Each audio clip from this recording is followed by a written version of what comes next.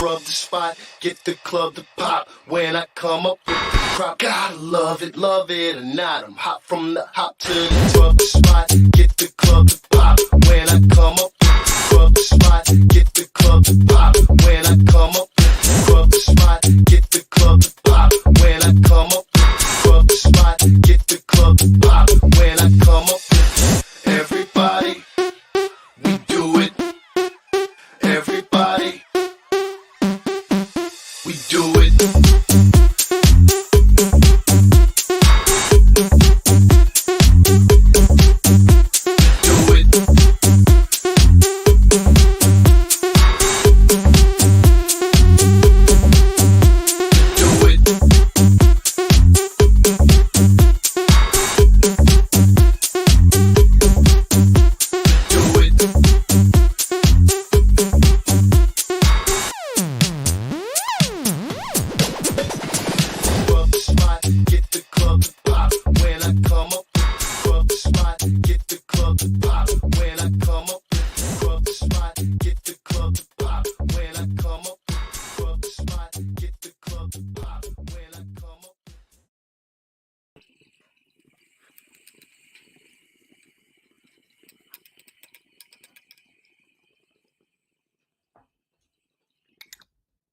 Oh, it's a big hit.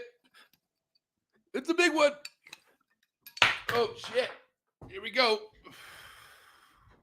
You are now tapped into the coolest reptile podcast in the world. I'm your boy, MJ. This is your first time tapping in. What is good? Welcome to one of the realest talk shows you'll ever get your eyes on right now. You're tapped in. Welcome in. Please be sure to subscribe if you have not subscribed yet. Hit the like button, dislike button, drop a comment. It means a lot. And yeah, man, thank you for all the support out there. Thank you to all the viewers. You guys are amazing. It's going to be a great show tonight.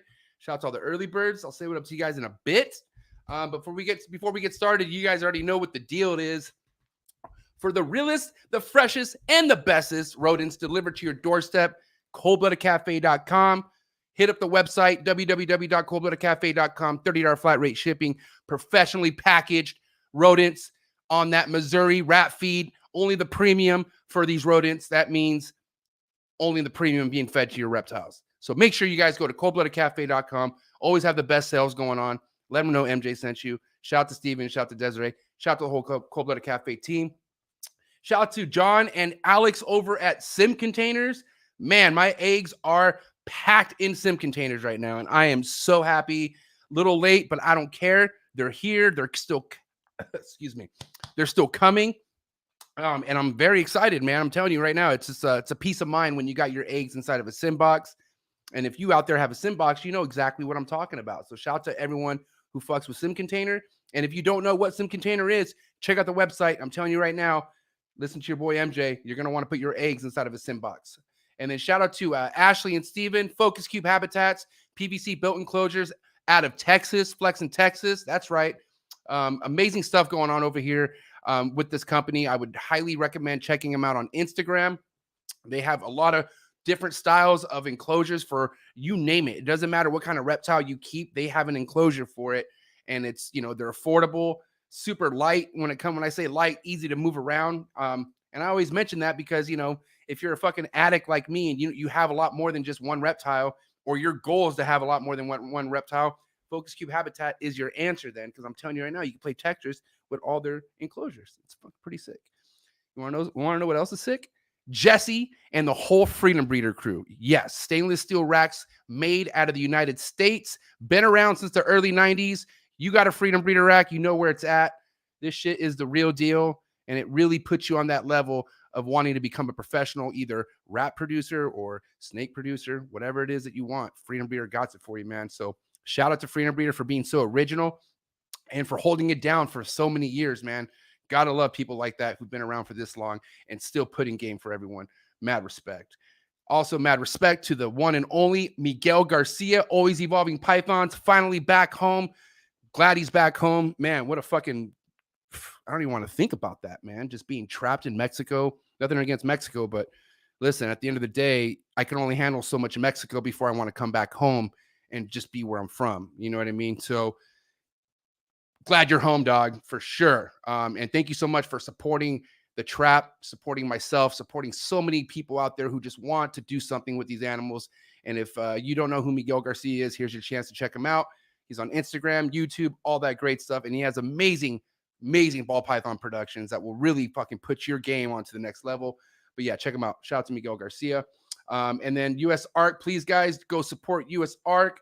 I just did a plug that I'm releasing tomorrow, and I will go ahead and give you a little insight of what one of the segments is, and it's wrapped around US Arc and the North Carolina bands. Like, this shit's serious, man. So we all got to come together, especially if you're in North Carolina. I would really get together and rally up. There's emails that you could contact on US Arc's website and just start blowing up the emails, man. Do what you guys got to do.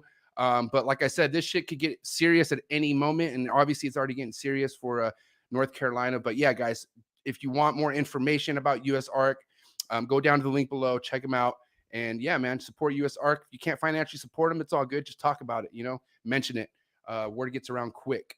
So yeah, hell yeah. And then if you guys want to contact me, man, hit me up on Instagram.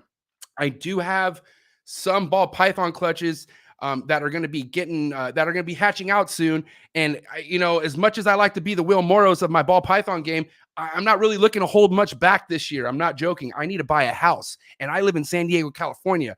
And I'm not rich. So here's the thing. I need money. So I'm selling a lot. I'm selling probably everything I'm hatching out this year. So it's an opportunity for you guys to jump on game, because I'm producing mad heat. So go follow me on Instagram, mjexoticscartal with an A, not an E. And make sure you go follow the Trap Talk with MJ podcast Instagram, Trap Talk with MJ podcast.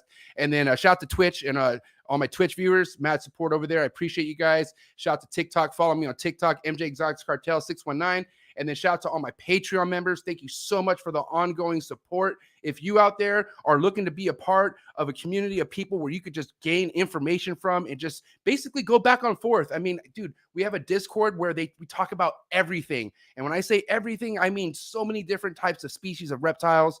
It's just, man, I'm learning stuff from it all the time. So make sure you guys go check it out.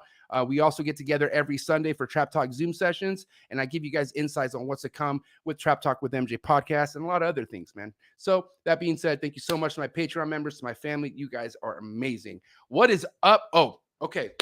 I always forget to do this, and I can't do this. Okay, so I got some I got a shirt and some stickers in the mail. I just want to shout it out because I always, I mad love for doing that. So thank you so much. So I do want to give a shout out to DNT Reptiles. So DNT Reptiles.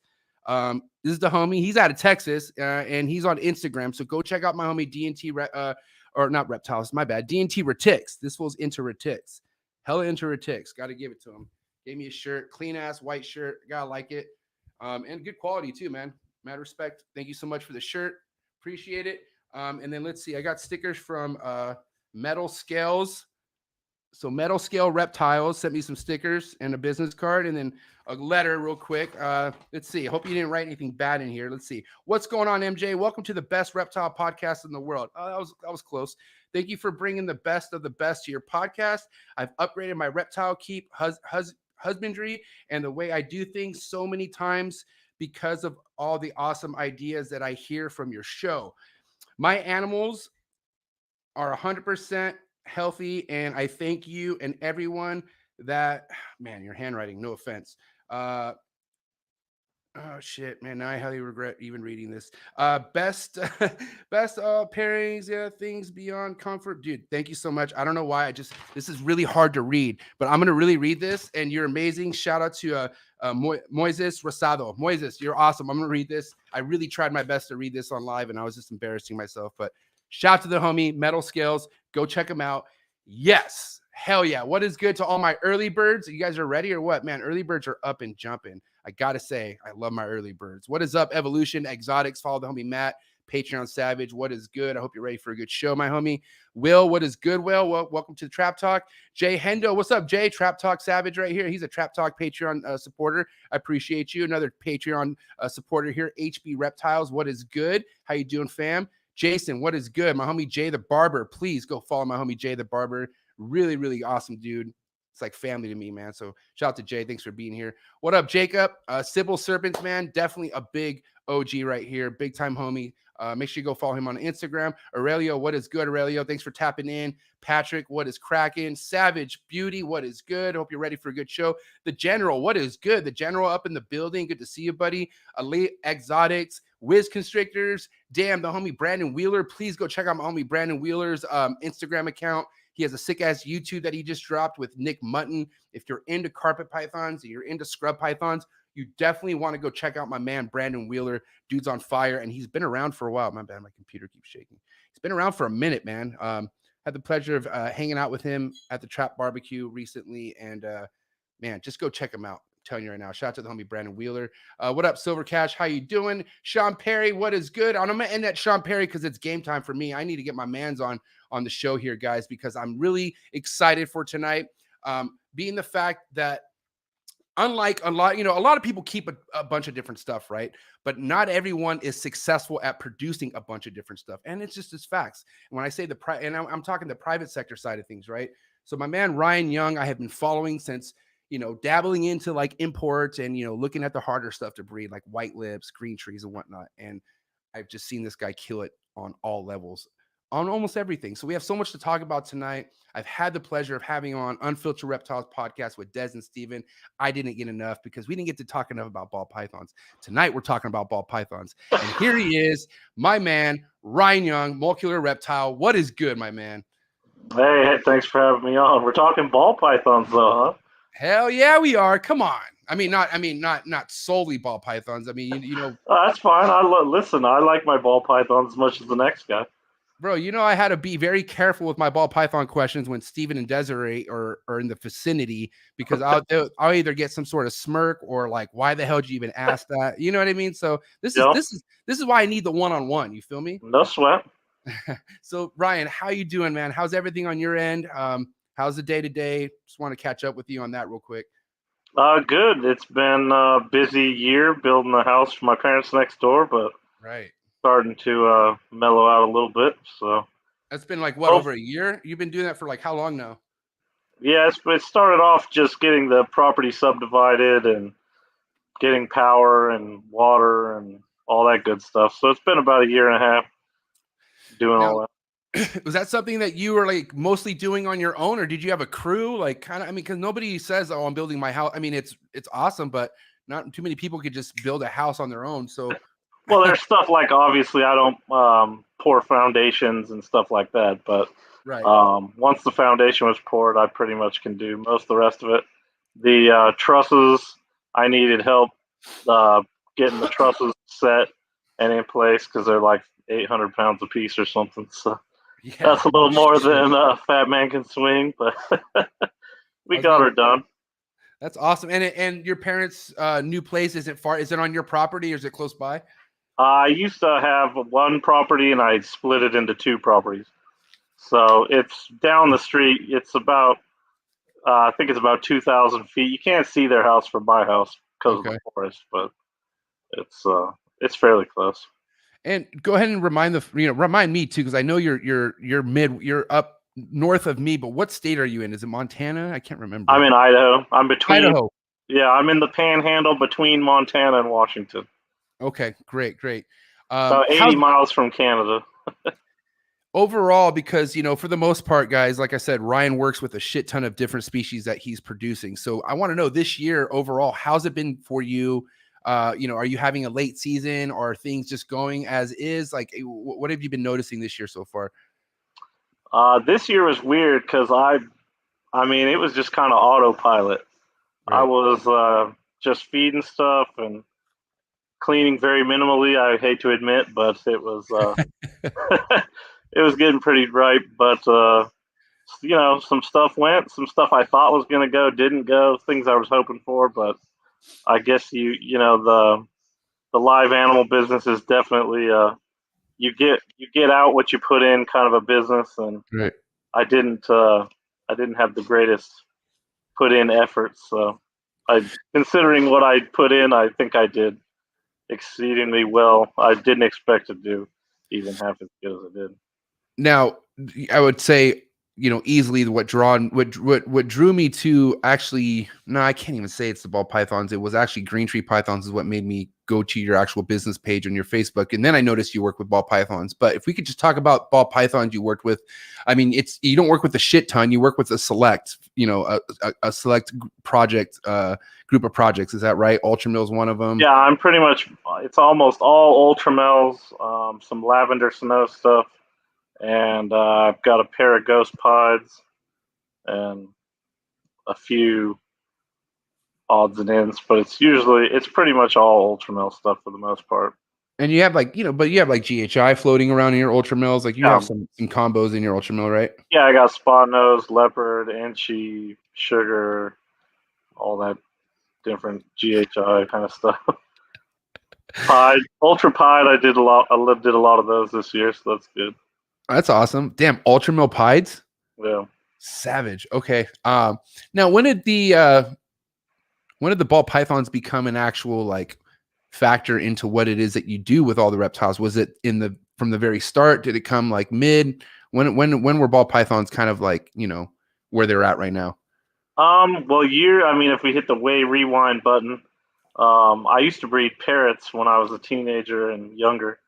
And I actually there was a ball python at the pet store that they couldn't get to eat anything this was in the mid 90s, early 90s. And so I took it home and fed it various things. It would eat everything basically other than a rat. But that was the first python I had at my house. I had rubber boas and some other stuff before that, but and then I got out of everything for a while, went through high school and all that stuff, and then I got back into snakes, and a green python was the first snake I got. A green tree or green? What do you mean, green tree python? Yeah, green tree python was the first snake. Damn. And how old were you? 19 or something like that. So 19, and was it an adult? Was it a neo? How big was the? No, she was probably almost an adult. She was probably 400 grams or so. Okay. She had been on this wholesale price list for this fish place that we bought from. I was working at a pet store, right. And I kept telling my boss I wanted to get it. And after they had it for a couple of years, and then they finally put it on like a discount. And my boss at the time was very much like, well, employees can't buy wholesale, blah, blah, blah. So I had one of my managers, they were over in Seattle, which is about a 5-hour drive from here. Right. And one of my managers called over there. They were willing to sell it to me directly if I came and got it. So I jumped in the car and drove over to Seattle and brought it home and put it in a 29-gallon fish tank. So you tossed it in a fish tank, which is pretty. I mean, that's pretty like 90s. I'm assuming this is the 90s or like early. Yeah, 2000s. it was like 98 or something like that, 99. Right. Which the tank was like everyone's go-to back then. Mine was actually, I smashed the front out of it and put sliding glass track in it. So how the hell did you do that? With a hammer. Wow! And you were able to keep the other glasses from not breaking. Like you just were able. Yeah, you just had to work it, then clean up the silicone. I siliconed in sliding glass track and put a canopy on it with a little ceramic heater, and that was the first one. Yeah, you're different. Building houses for mom, and then you're fucking blasting. Making your own custom aquariums. Basically. She was a cool snake. I miss that snake. I liked her a lot.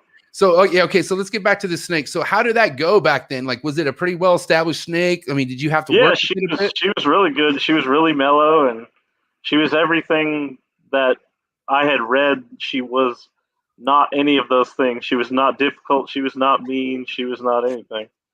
And so it was pretty interesting to try to deal with her in conjunction with what people were telling me I needed to do and not do, and there was a lot of conflicting information, and ultimately I just decided to do what she told me to do, and worked out a lot better.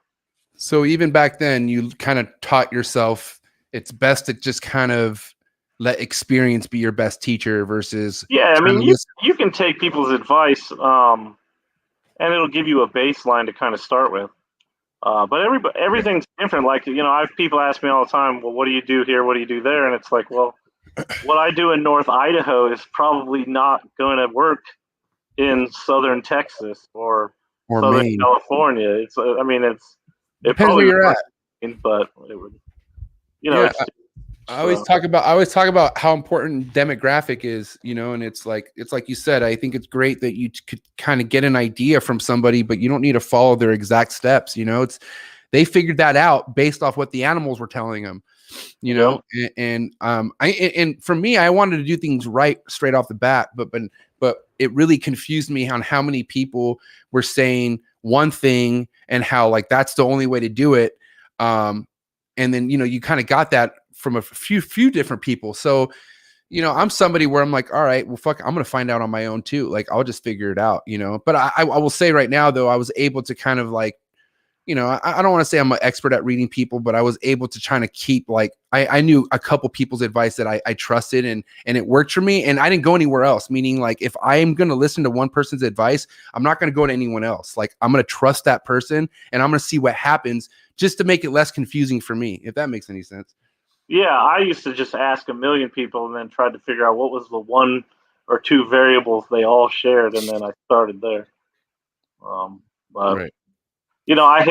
that's probably my least favorite snake to answer questions about, because I usually tell people stuff that is completely different than what everybody else will tell them, and so I just don't even like to bother, because then they get mad at me like, well, this person told me to do that. And I go, okay, well then do that. Like, why? I didn't contact you. Why are you mad at me for you asked? I took my time and then you're yelling at me. Like, it's insane. And I mean, honestly, it's a passion industry, so you got to expect some of that.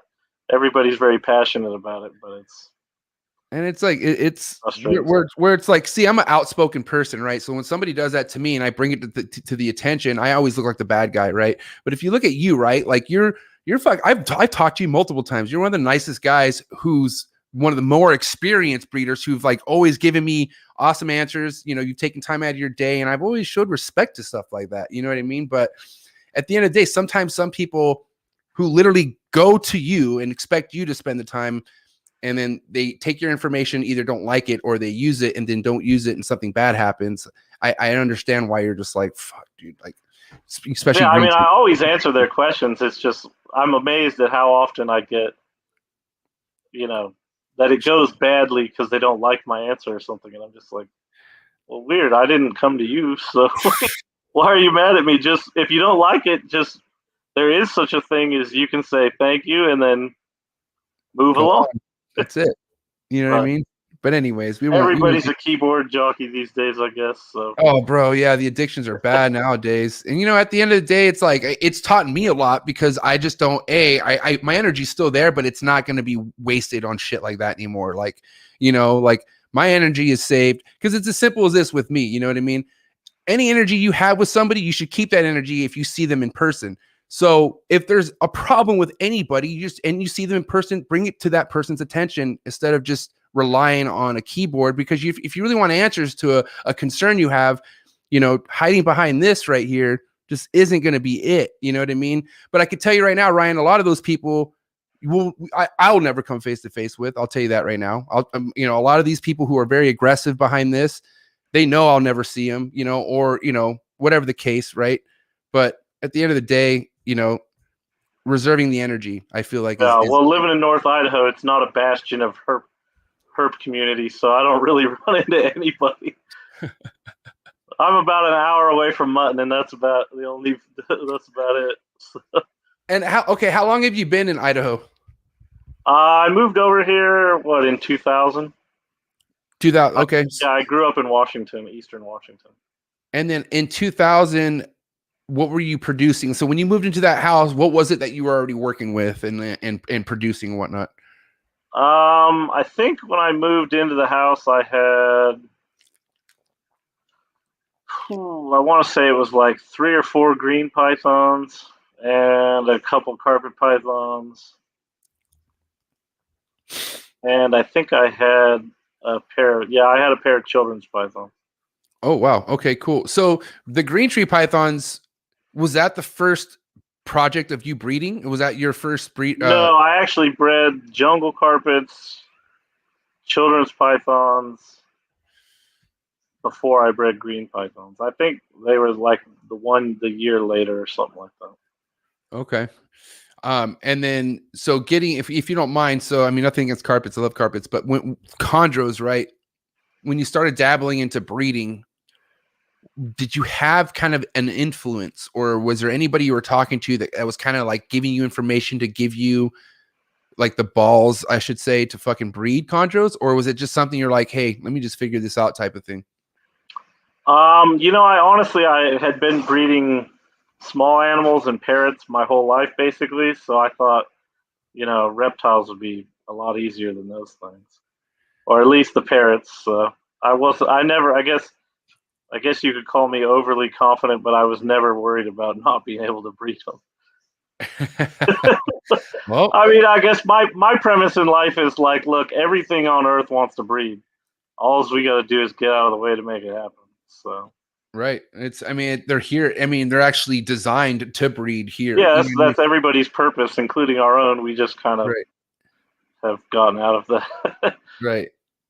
Now, I mean, that being said, and I feel like the breeding part is easy, right? And we could just talk about chondros right now, but the breeding part seems to be the easy thing. Getting eggs on the floor, people can do, but I feel like a lot of people come to a stop or a discouraging moment when it comes to the feeding trials or establishment, right? So, Yeah. what were some of the trial and errors you had in the beginning, or what were some things that you're still trying to figure out now that you could kind of talk about?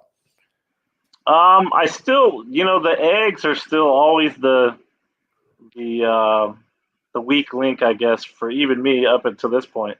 I mean, I could set eggs up identical, one clutch right next to another. Everything was the same with the adults, and one clutch hatches out all the babies, and the other clutch there's a bunch of full-term dead babies, and I really don't. I'm really not sure why that is yet. I haven't been able to fully get rid of it, so I Yeah. don't.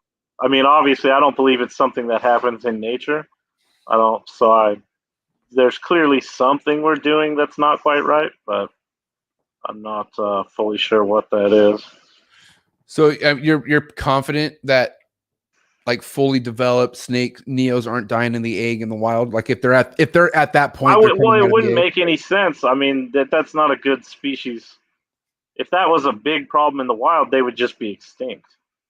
So, I mean, you because know, I always thought about it. I was like, okay, how are these ratios? These establishment ratios so low here. If the wild, you would think it's a lot harder to get established in the wild. You know what I mean? And they just seem like they're so fragile. But I yeah, don't feel but like I they mean, really there's a are. big difference. For one thing, they're not designed to eat pinky mice. That's probably the number one biggest thing that's wrong with trying to breed condors in captivity. Is they are designed to eat small skinks.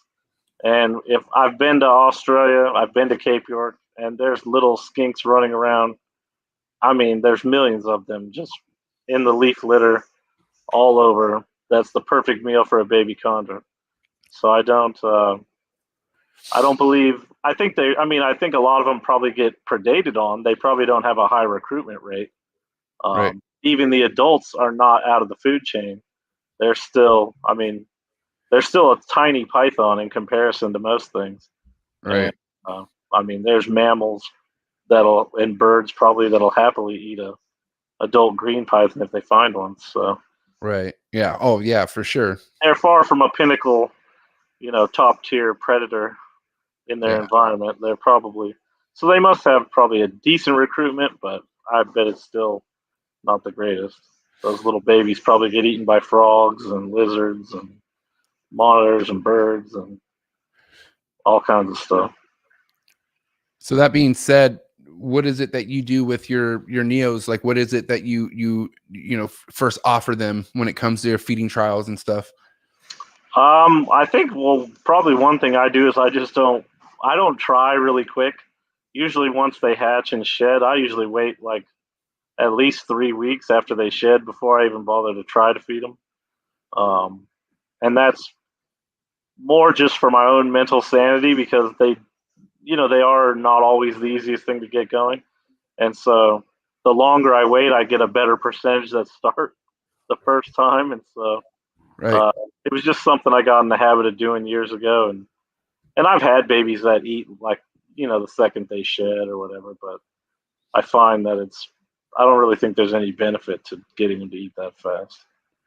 Yeah, because I've had a couple chondro breeders on here who like literally feed.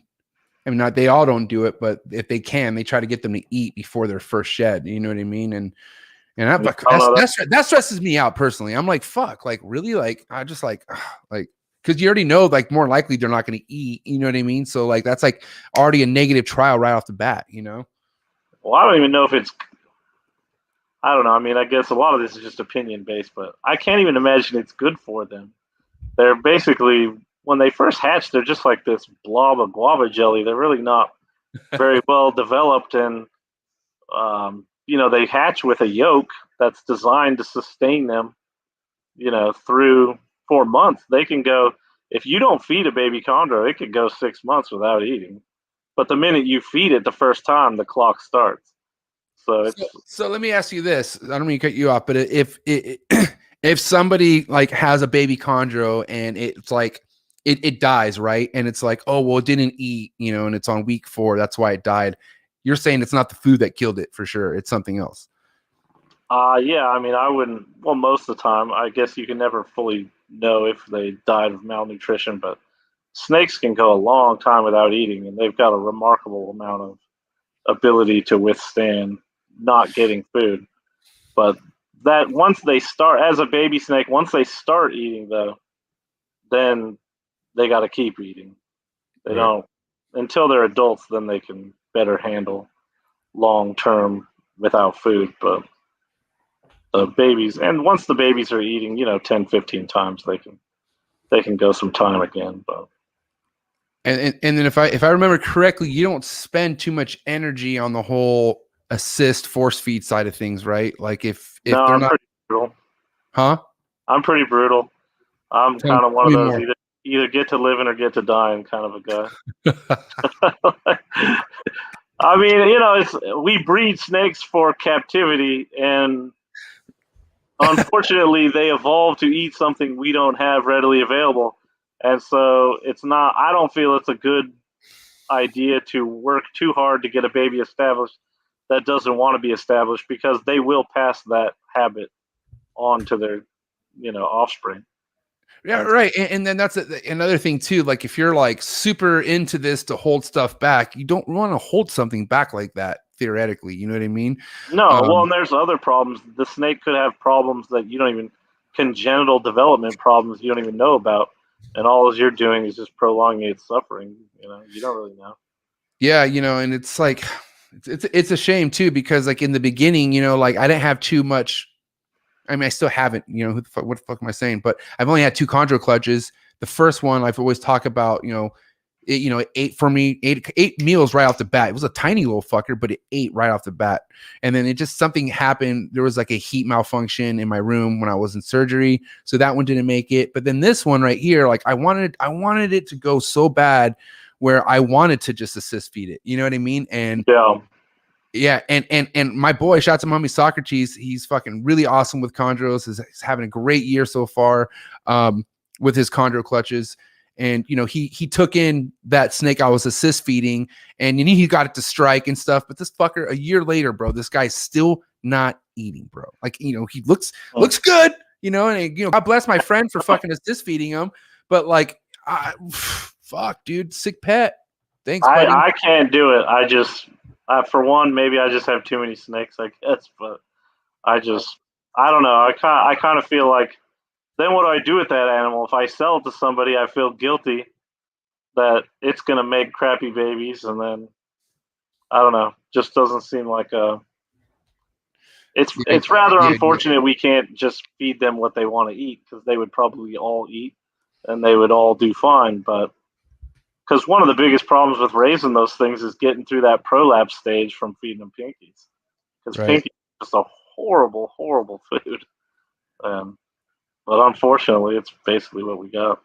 So that's what I was gonna say is, your method is, you wait their first few weeks after the shed, and then you offer a mouse pink, or what do you offer?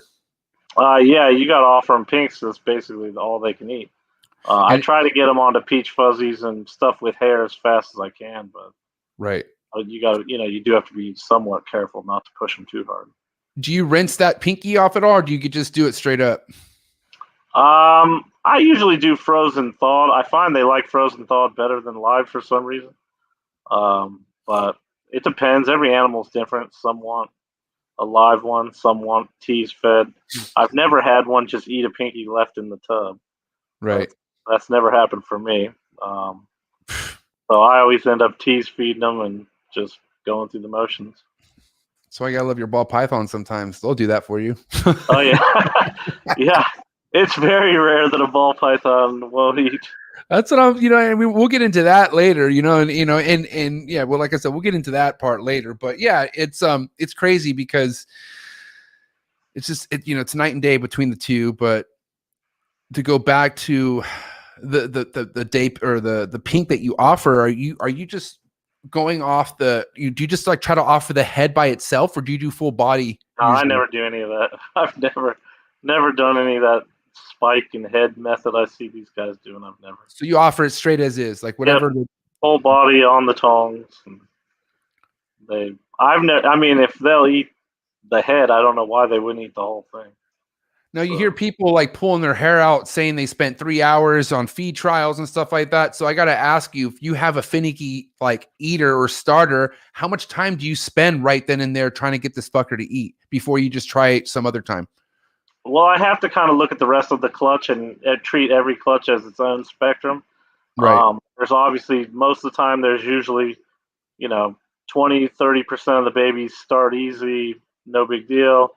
Then there's probably 50, 60% of them that are going to take a little while longer. And then there's just, 5 to 10% that.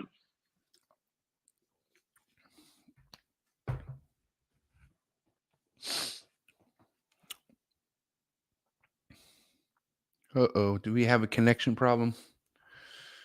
Or is it me? I hope it's not me. Oh, there he is. You there? We're back. All right, cool. I don't know what that was.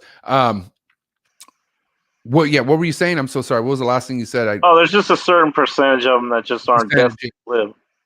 So the 10%, yeah, you said like, and then there's basically more likely a 10% ratio that just don't. 5 to 10%, and sometimes there's none, and sometimes there's a couple. It just kind of, over. I don't know what it would be if you actually average it out over thousands of babies, but yeah, I'm not a mathematician or anything. It's I've been pretty fortunate. The only babies I've had a real tough time with were Kofiaus, man. Those were the shittiest snakes on earth. Are you still breeding those right now, or is that God, no? After that happened, hatching them the first time, I said, "To hell with these things." And what year was that when you hatched that Kofiau clutch? Oh, shit. I don't know. It was probably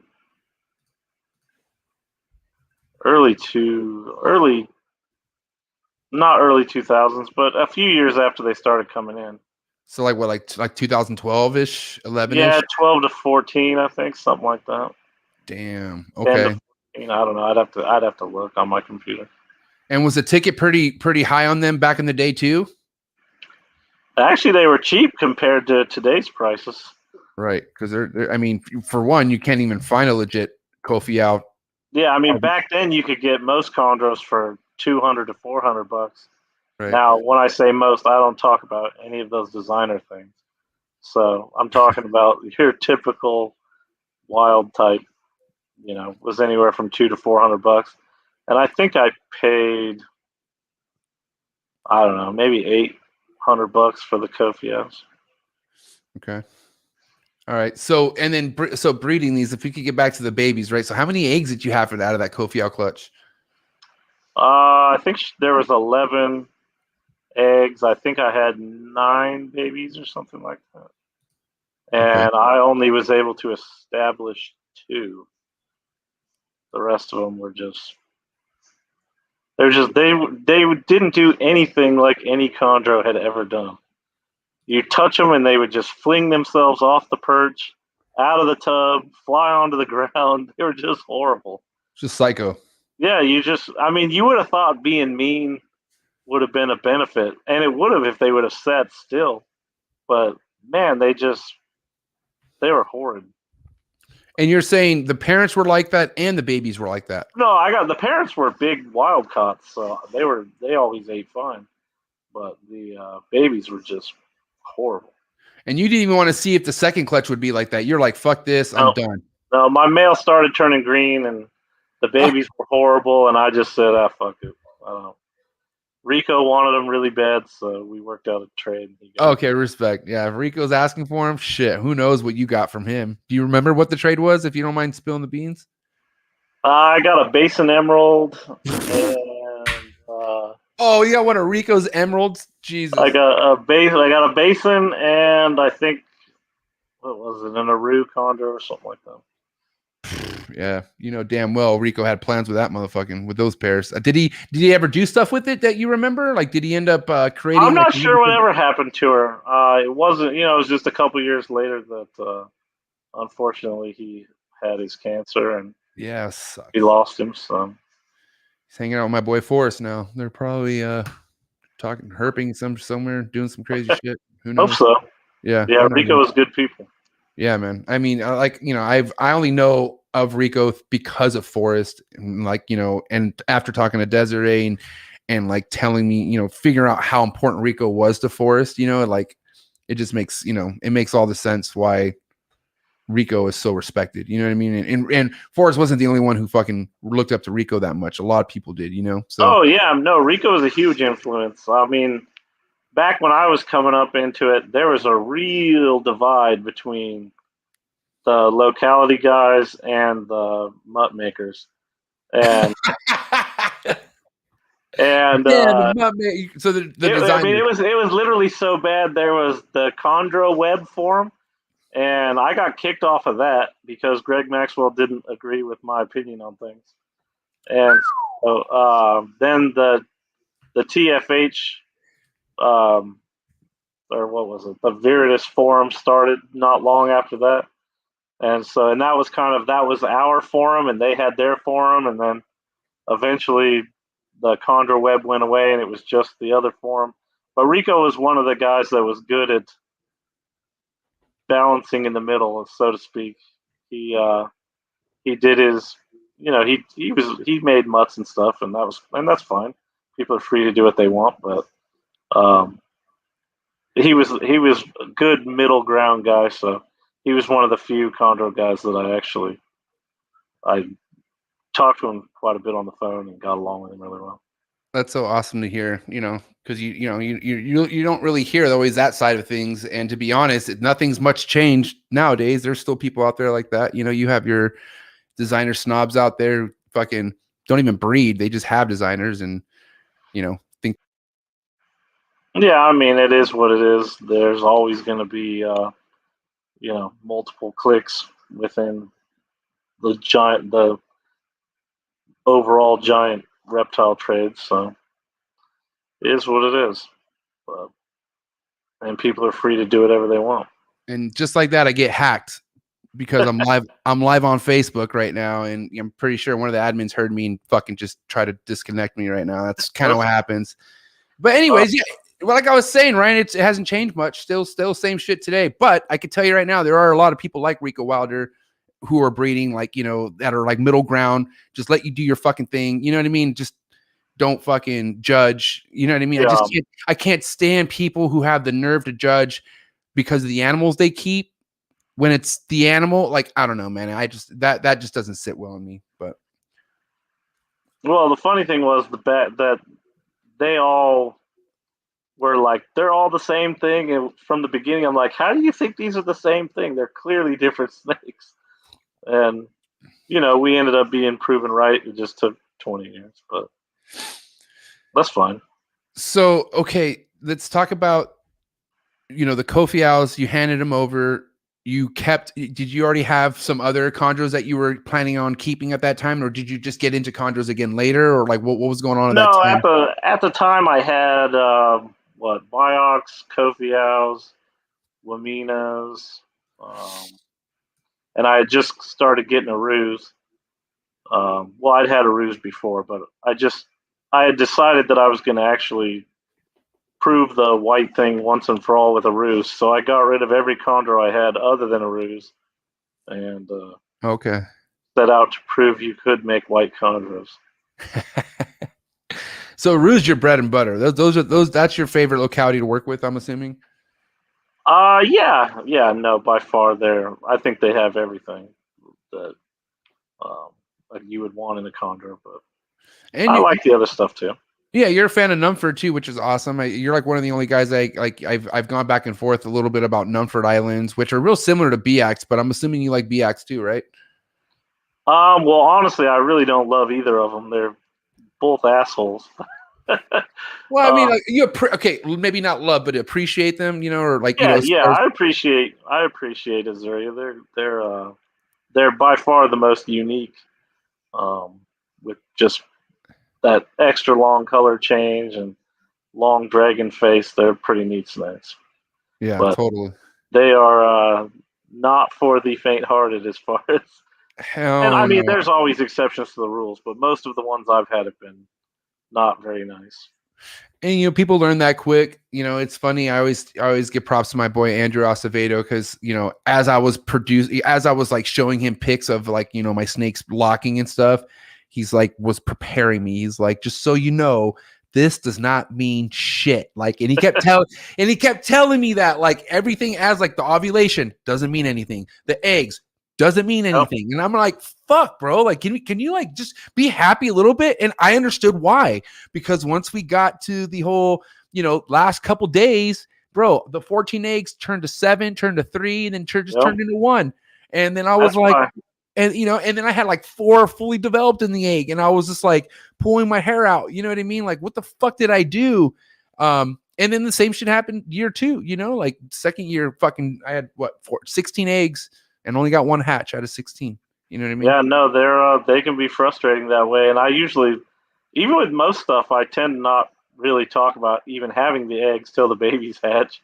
I don't, dude. It's kind of like there's no point. People just start contacting me. They want to get on a list, and I'm like, man, we are a long ways from, viable shipping babies. Like, let's not get the cart ahead of the horse here. And I'll tell you, nothing makes me jump out of my seat or whatever the fuck it is that I'm doing, pulling over on the side of the road when I see you post something like, fucking like this, you know what I mean? Because I think you and I were talking about like how, yeah, more likely my white lip, if she was gravid, she reabsorbed and that shit happens. And then you just boom, post something. You post these, and I'm like, oh, you sick motherfucker.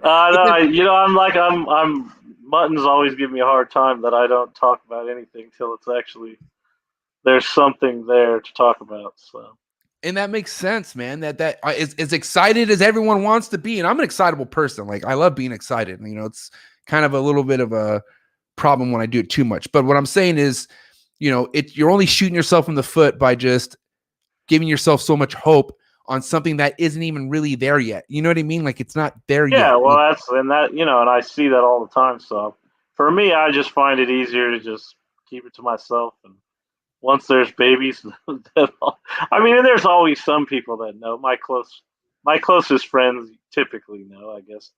Sometimes I get accused of keeping it completely to myself, but sometimes right. Now, I'll tell you what, on the ball pythons, I pre-celebrate that shit all the time. They're like, they're fairly reliable as far as. Fairly, yeah. So let's talk about that, because I had my first successful year. Okay, so like my actual first year of breeding was last year, where I had all of my females I've been raising up for the last 3-4 years breeding for me. And I hit over 10. What did I have? 13 clutches. So 13 out of 16 went for me. And I was like, fucking, oh no, hold on, my bad. That was 20. Excuse me. This is my 3rd year I'm on my 3rd year breeding now. Like, excuse me, that was 2019. So 2019, let's rewind that. 2019, I hit like 7 for 7. 2019, on my very first year breeding, I hit everything I wanted to hit. I was like cakewalk. And then going into the other year, the females that I was really looking forward to like laying for me the most, they didn't lay for me. And I was like, what the fuck? But I got, but I couldn't complain because I still had 13 other clutches. But the 3-4 that I didn't hit were like the ones I really needed the most. a karma thing. I think it just happens. No, Like, you know what? I'll tell you what it was, bro. It was for me thinking, okay, my snakes are seasonal. My snakes aren't seasonal. We're in fucking goddamn San Diego. So I stopped pairing way too early. That was what my problem was. Because shout out to the homie Antoine, but one of my homies, Antoine, he came over. So same situation this year. I'm like, dude, what is going on? Are these girls not going to go for me again this year? He came over. And this was around the time where I stopped pairing them last year. He came over and he saw that those girls are at like 15 centimeter follicles. You know what I mean? So like, that's like crucial time, like, you know, and they're eating everything. So at the end of the day, I just didn't know my animal good enough. And I just stopped pairing, and I shouldn't have done that. You know what I mean? well, especially with ball pythons, they're getting more and more domesticated every year. So they seem to be getting less and less seasonal. Right. Exactly. Yep. So, but hey, listen, that's how everyone learns. You know, everyone needs to learn as they go along. That's why experience is the best teacher, and I love it. Like, experience will always give you something in return. You know, but a lot of people just want to take shortcuts, or, you know, get cliff notes on shit, and really think, okay, I have this information to really rely on. When at the end of the day, when it comes game time, once those eggs hit and they're in front of you, that's when you fucking, you know, let's see how all those notes work for you. You know what I mean? Type of thing. Yep. But yeah, so now the ball pythons, man. Because let's see, how many clutches are you at this year? I mean, I don't breed a ton of them. I think I have around 30 females, and I try to breed half of them every year, I think. Okay, so and it looks like you had about 15 clutches this year. I think I had 13, something like that. Okay, cool.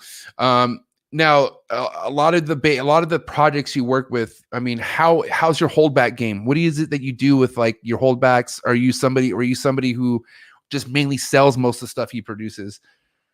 No, I mean, well, this year I produced a few holdbacks. Some more ultrapide stuff I'll keep. So I produced some GHI, or I won't keep any GHIs, but I produced what was it, leopard blackhead ultras. I'll keep those. The Anchi leopard ultras, I kept those. But I've kept a lot of stuff back over the years, so I'm pretty good. So Yeah, I'll be selling a lot of stuff this year. now I have this pulled up real quick because I actually have your Facebook page pulled up, and I have your ultra mill stuff right here. Like, cause this thing right here, bro, like, yeah, those leopard spot nose are pretty wild. that is insane. How many of these did you make? I think I had 1.3, something like that. 1.3. Okay. And so 3 females, 1 male. And then as far as like how your availability works, how many meals do you normally get your ball python in, like, before you actually make them available? Like, what's your regiment with that? Usually, I mean, they start eating pretty good. I feed live mice because I breed my own. Right. And then once when you start opening the tub and they come looking for the food, then I usually switch them over to pre-killed off tongs. And then once doing that, then I typically will start putting them out for sale. Sick. So here you have a possible het project that proved out, right? Well, I didn't even know she was a possible het. That the mother to those was a spot nose female that I raised up. What? Yeah, I didn't even know she was a heifer pied. I mean, I went back through all my lineage stuff, and her father was a leopard, and so he was a het pied. I just didn't know it, and so both the female spot nose that I raised up proved out to be heifer pied. Ironically, none of the leopards proved out to be heifer pied, but the spot nose did. So. You know what's crazy is this thing's super high white, like it has leopard in it. You know what I mean? Yeah, it might. I guess no, it couldn't have been because I bred. I bred to it. I bred the. No, I did. I bred this leopard to the spot nose, so it could be a leopard spot nose. Interesting. So, when it comes to the future of your projects, right? Like, I noticed spot nose and clown goes really like good together. It's a popular. You don't have any clown in any of your projects, do you? I don't have any clown. I never liked the way clown aged, so I never, doing a 1 in 60. Well, at least I should preface this by back in the day when I started doing ball pythons, doing 1 in 16 projects was a lot different than it is today because Right. it usually meant you had to start by making double heads, raising double heads, hitting the long odds, and so I just I always like the tri-stripe better for a pattern mutation than the clown, and I think they're somewhat similar, so I just decided to go tri-stripe. Nice. Respect. All right, man. So if it's one thing I'm really excited about tonight is to kind of get to talking about the white lips, bro. You know how I feel about white lips. Huge fan of the white lips. And, Ryan's been he's dealt with all my paranoia and shit. I mean, I didn't go to anyone but Ryan and Stephen Cush, but Stephen Cush was just like, what's Ryan saying? But basically, just always, kind of updating you on what was going on. And obviously this was my first go at this and didn't work out, but she's eating, everything's going back on track as it is, so that's good. But I want to ask you is when did you start tackling at the white lip project, and was it the northerns or southerns first? Like, what was it that you started working with? I mean, I got northerns I had both actually way back when I first started doing this. It was a couple years in. I had both, and but the ball python thing blew up, so I I got rid of them for a while, and then I got them back. Not the same animals, but different animals. But the black white lips were the first ones I bred. I actually bred those 3 times, I think, before I bred the northerns. And then since then, I've bred the northerns 3 times and southerns 1 more time. But damn, my southern pair's getting pretty old, so I don't know how many more clutches they got in them. How old are they? They got to be close to 20, I would think. Damn. But we'll see. She laid 3 years in a row, took 3 years off, and then laid last year, or the year before last year. No, it was last year. Last year. She laid last year. I remember because I missed out on the one this year. I thought she was going to lay again this year, but she decided to reabsorb. So okay. And then how many northerns did you pair up this year? I paired up 2 pairs, and unfortunately, I had a female that ovulated and had issues and died. And then I had the smaller female was fine. Yeah, I was worried, man. I thought my girl was gonna roll because she was literally going on almost a year with no food on her. Like I said, she shut down beginning of December, and she she blew up, man. She glowed. She was fucking gold, bro. Like I'm talking gold. Like yeah, I couldn't believe it. And I was showing you pics, and then then she started darkening up, and after the ovulation. And then I got the shed that I waited for, and then just nothing. And then like I was like tripping out, and then she shed again, and I was like, what the fuck? And then she shed again, and then she ate. So she shed I think like twice or 3 times after. I have to check my chart. Twice or 3 times after ovulation, but then it was like after the third that last shed is when she never ovulated, or you would have got something. Well, maybe she didn't, but I mean, I remember I showed you a pic, and she was fucking huge. Yeah, those are big follicles, though. See, that's what those trick people a lot of times. You're probably right. So there probably was an ovulation. Maybe it could have been on its way to an ovulation. Is probably more. Yeah, you were probably really close, and that's what they typically, if they'll get huge follicles. They'll sit there, and for whatever reason they don't ovulate, but they trick us into thinking they're gonna.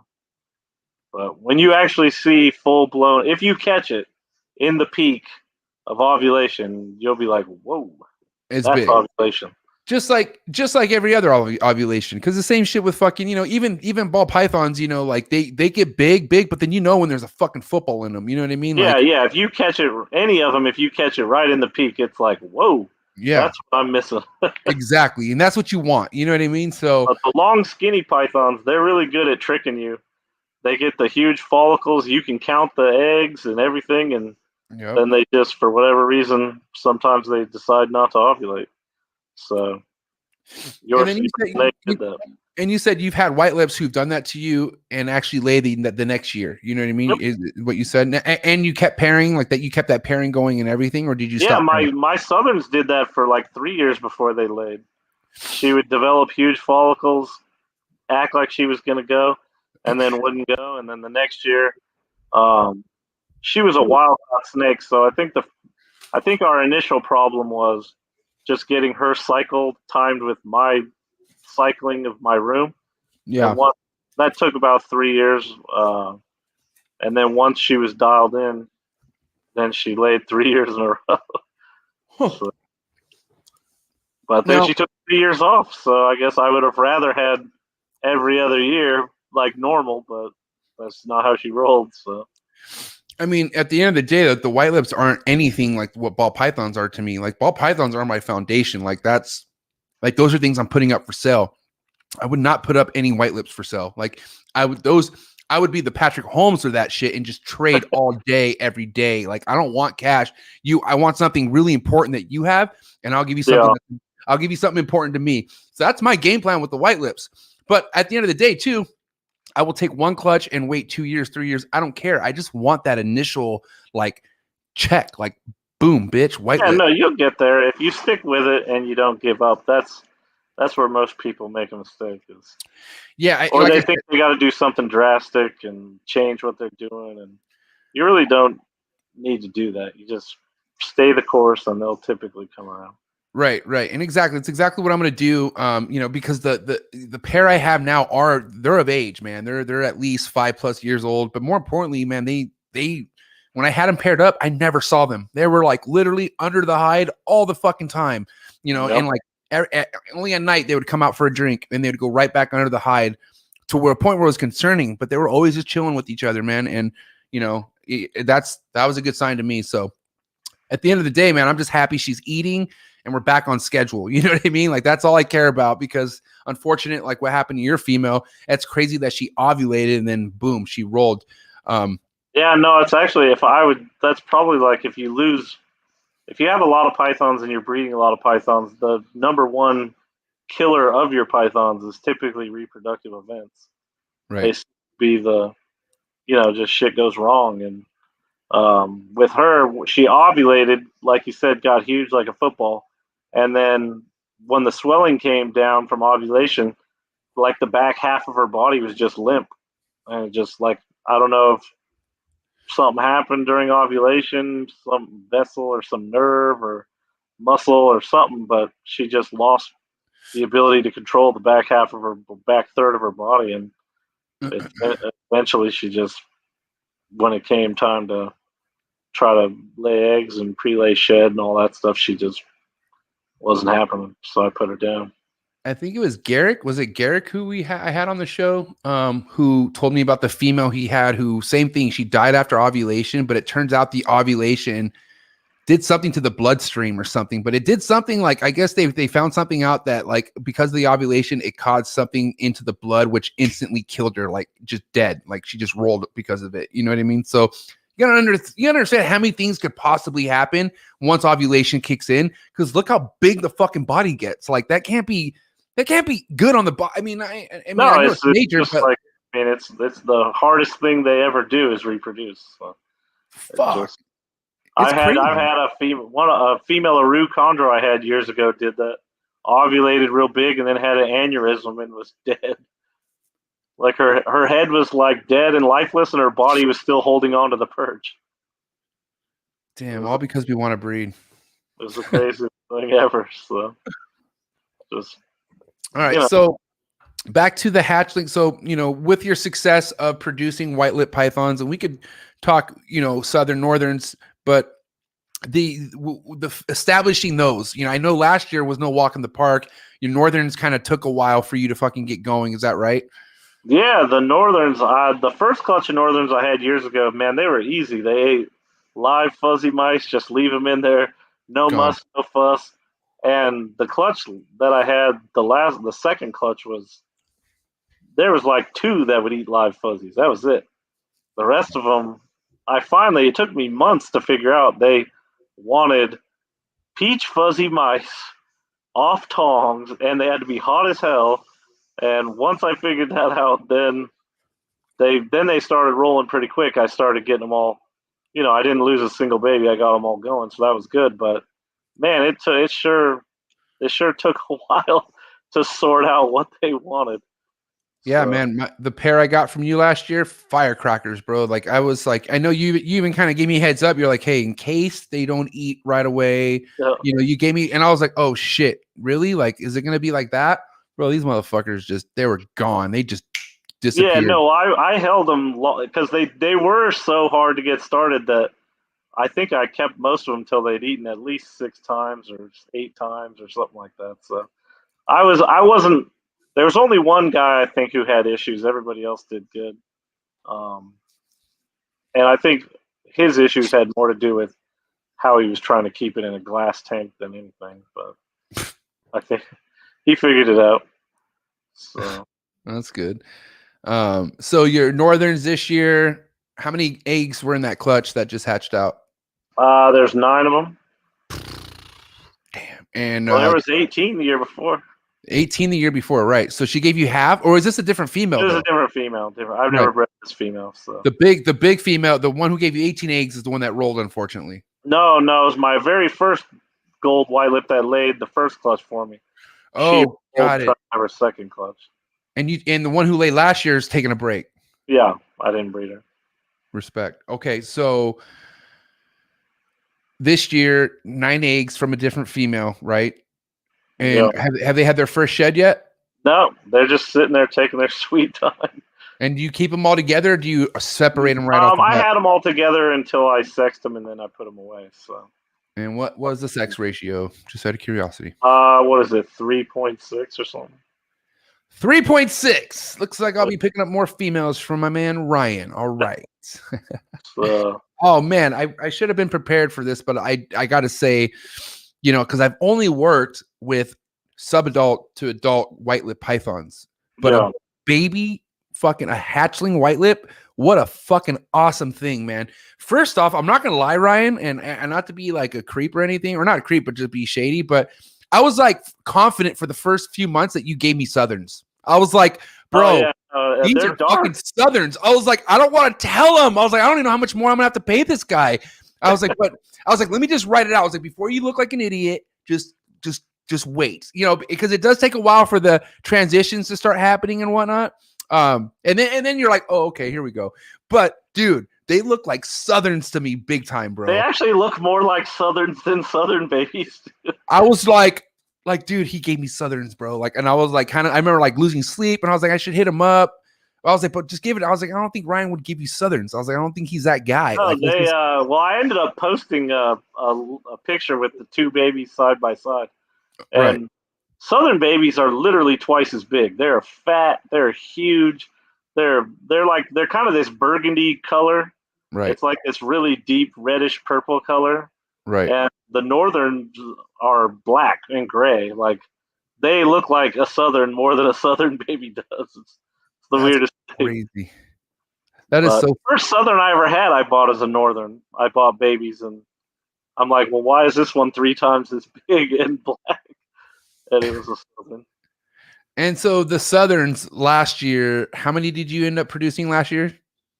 Well, I took my sweet time photographing the clutch with her, and I really went too far. And when I was trying to take the eggs, she bit the eggs, and so it was a shit show.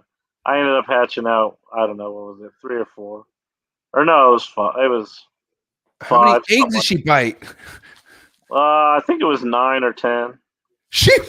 What? Bro, she fucked up that many eggs? Yeah, she lays a lot of eggs, but I mean, no, she bit like 3 of them. Oh, I thought she ate. My bad. I thought she broke I was 9 trying eggs. to take them from her. She just grabbed them. Okay. And she was trying to bite me, of course. And so there was egg goo going everywhere, and it caused some eggs to go bad, and I was, it was. Oh, I took way too long taking pictures. What an experience! I got her way too riled up, but all for the viewers. Great. Yeah, all for the photos. All for the proof. Jesus. Well, the photos will live longer than the snakes, I guess. So. You did get a photo though, so respect, right? I have tons of photos, but they. Yeah, I just waited too long, and then I should have. I knew she was really jacked up.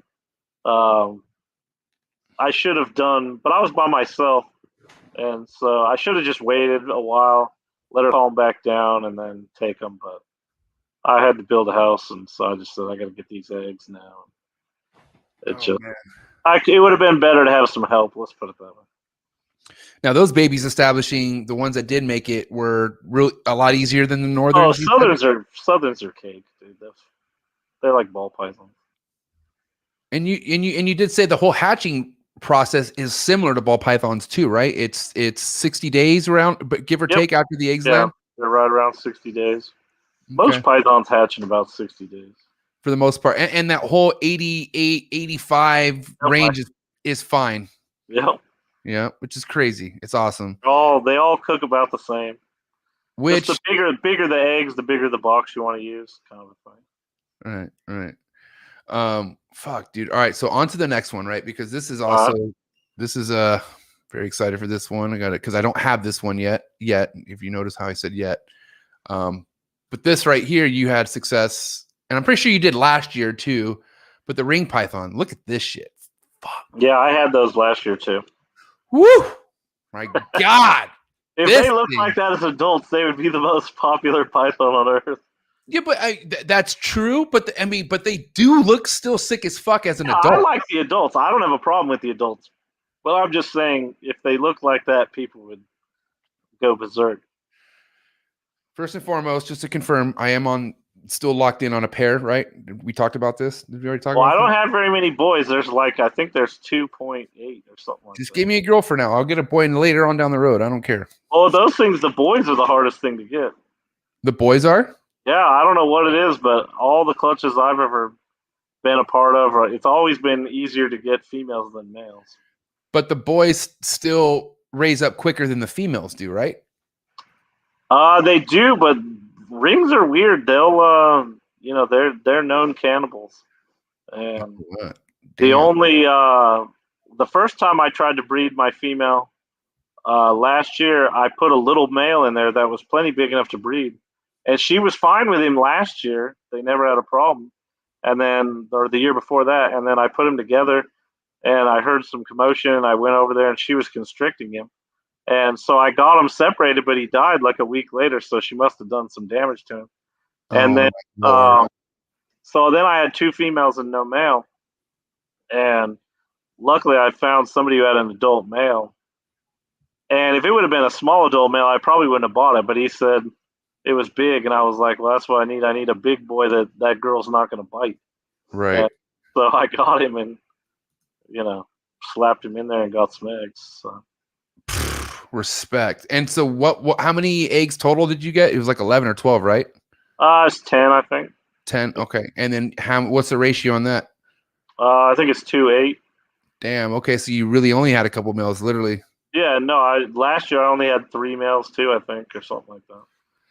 All right. So I mean, it's not gonna hurt you to give away 1 male. You'll be all right. Well, they'll be for sale, but there's not a ton of males. So I'm just saying. Right. Well, either way, I'm copping one because this is a super dreamy species of mine. And like I said, when they're adults to me, like I said, they're fire and the quality. They're like a gold white lip and a black white lip in the same snake. It's just like a band of gold, a band of black, a band of gold, a band of black. And do they get around the same size as adults when it comes to white lips, or like they're not supposed to. But I saw one at a zoo one time that I swear to God was every bit of 7 feet and like a carpet python. But that is not how they're supposed to. They're supposed to be like 4 feet. Supposed to be like 3 or 4 feet. But apparently, if you would have asked me before that day, I would have told you they can get like 5 feet. But they apparently can get bigger, but I wouldn't recommend it. I would keep them 3 feet-ish, 3 to 4 feet. Now, I mean, from what you understand, do they like to be on the ground? Do they perch? What kind of snakes are these? They're more kind of fossorial. If you give them deep bedding, they'll just be underneath it all the time. So they're like, yeah, they like to do like blood pythons and shit. Yeah, I back in the day, when the guys went over there to get them, the locals would find them in big coconut husk piles. Oh wow. Apparently, they spend a lot of time kind of half underground. Okay, and then cooler temps, I'm assuming too, obviously, because they're underground, right? I don't know. I keep them just python temperatures, so Python temp. Okay. 80 degrees, 84 degrees in that area. And like, same story with breeding pythons with these, I'm assuming, right? Like as far as like the eggs, same old shit. Yeah, I did nothing. I did nothing extraordinary other than I think the only thing that helped was having a male that was as big or bigger than my female, and that she never tried to eat him. And what do you have the adults feeding on? They eat like small rats, Okay. and they're just in CB70s right next to the ball pythons. They're not a big snake.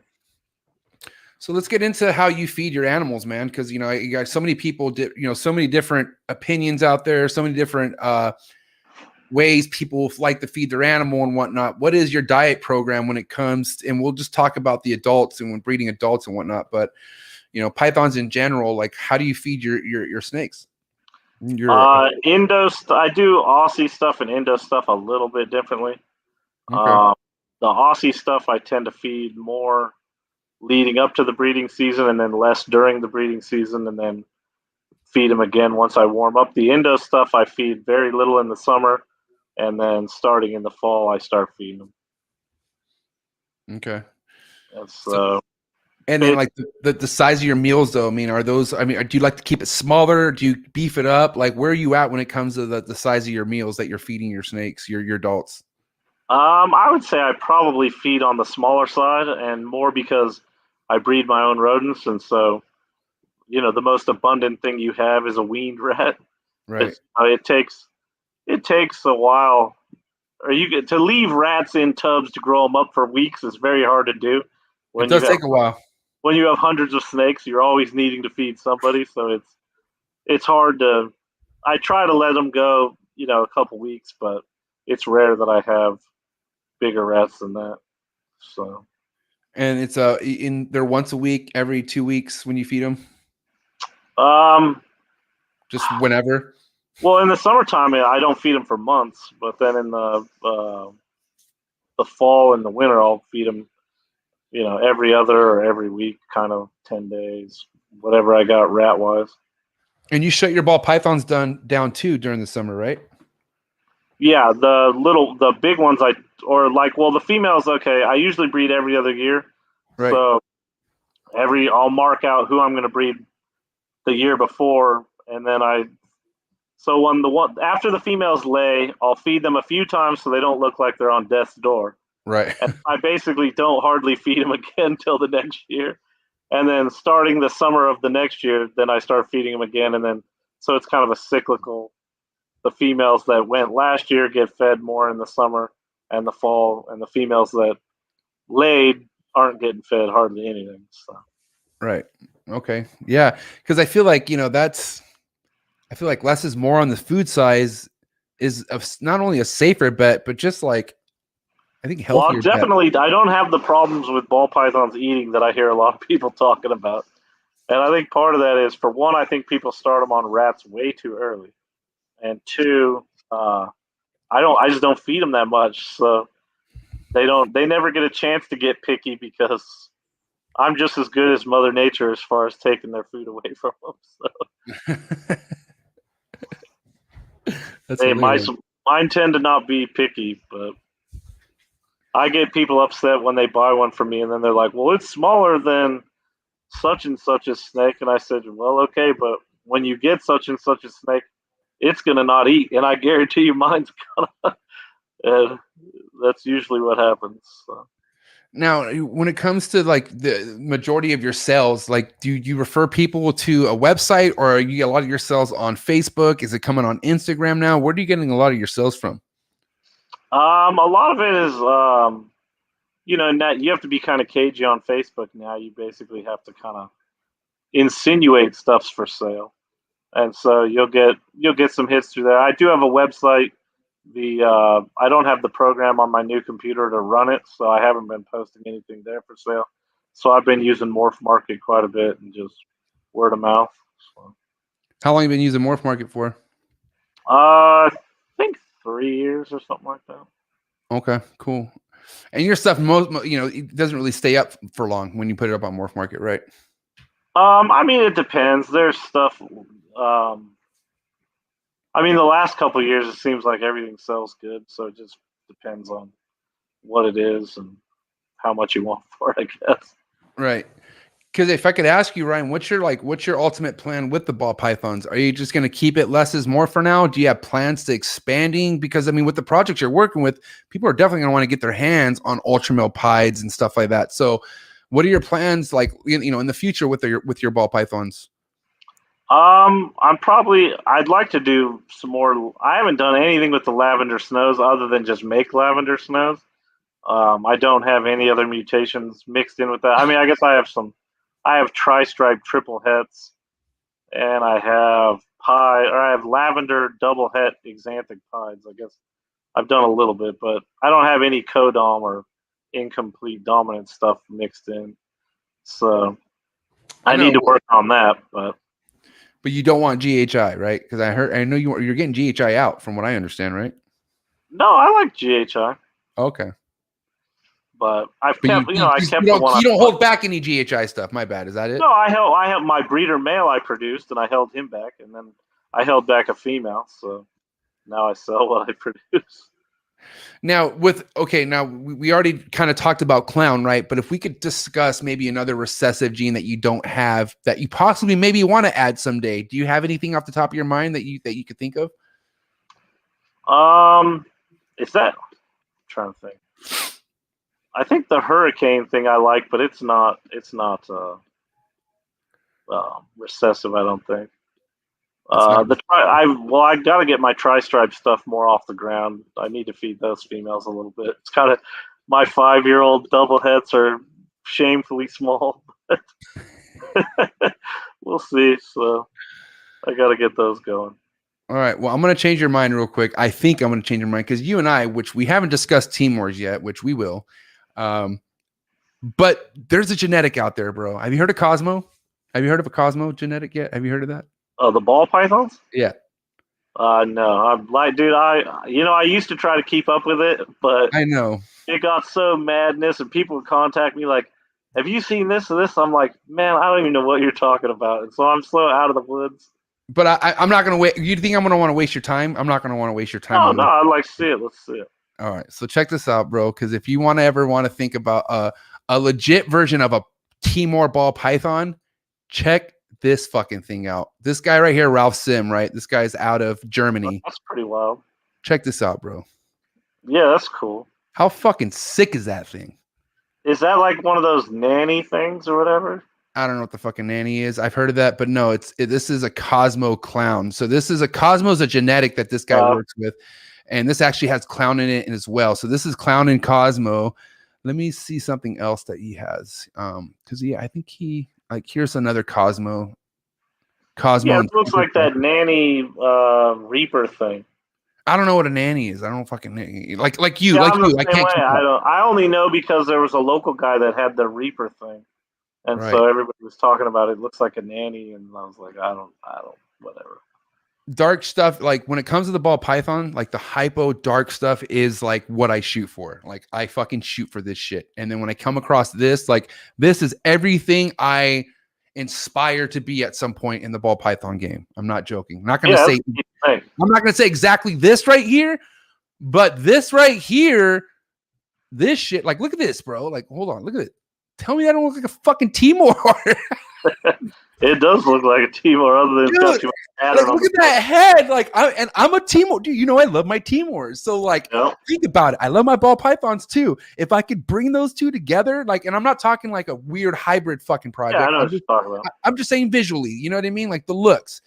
So shout out to my man Ralph Sim. I've already hit him up trying to bring this guy on the podcast. Hopefully he speaks English. If not, I do know that this motherfucker is asking around $30K for this bitch.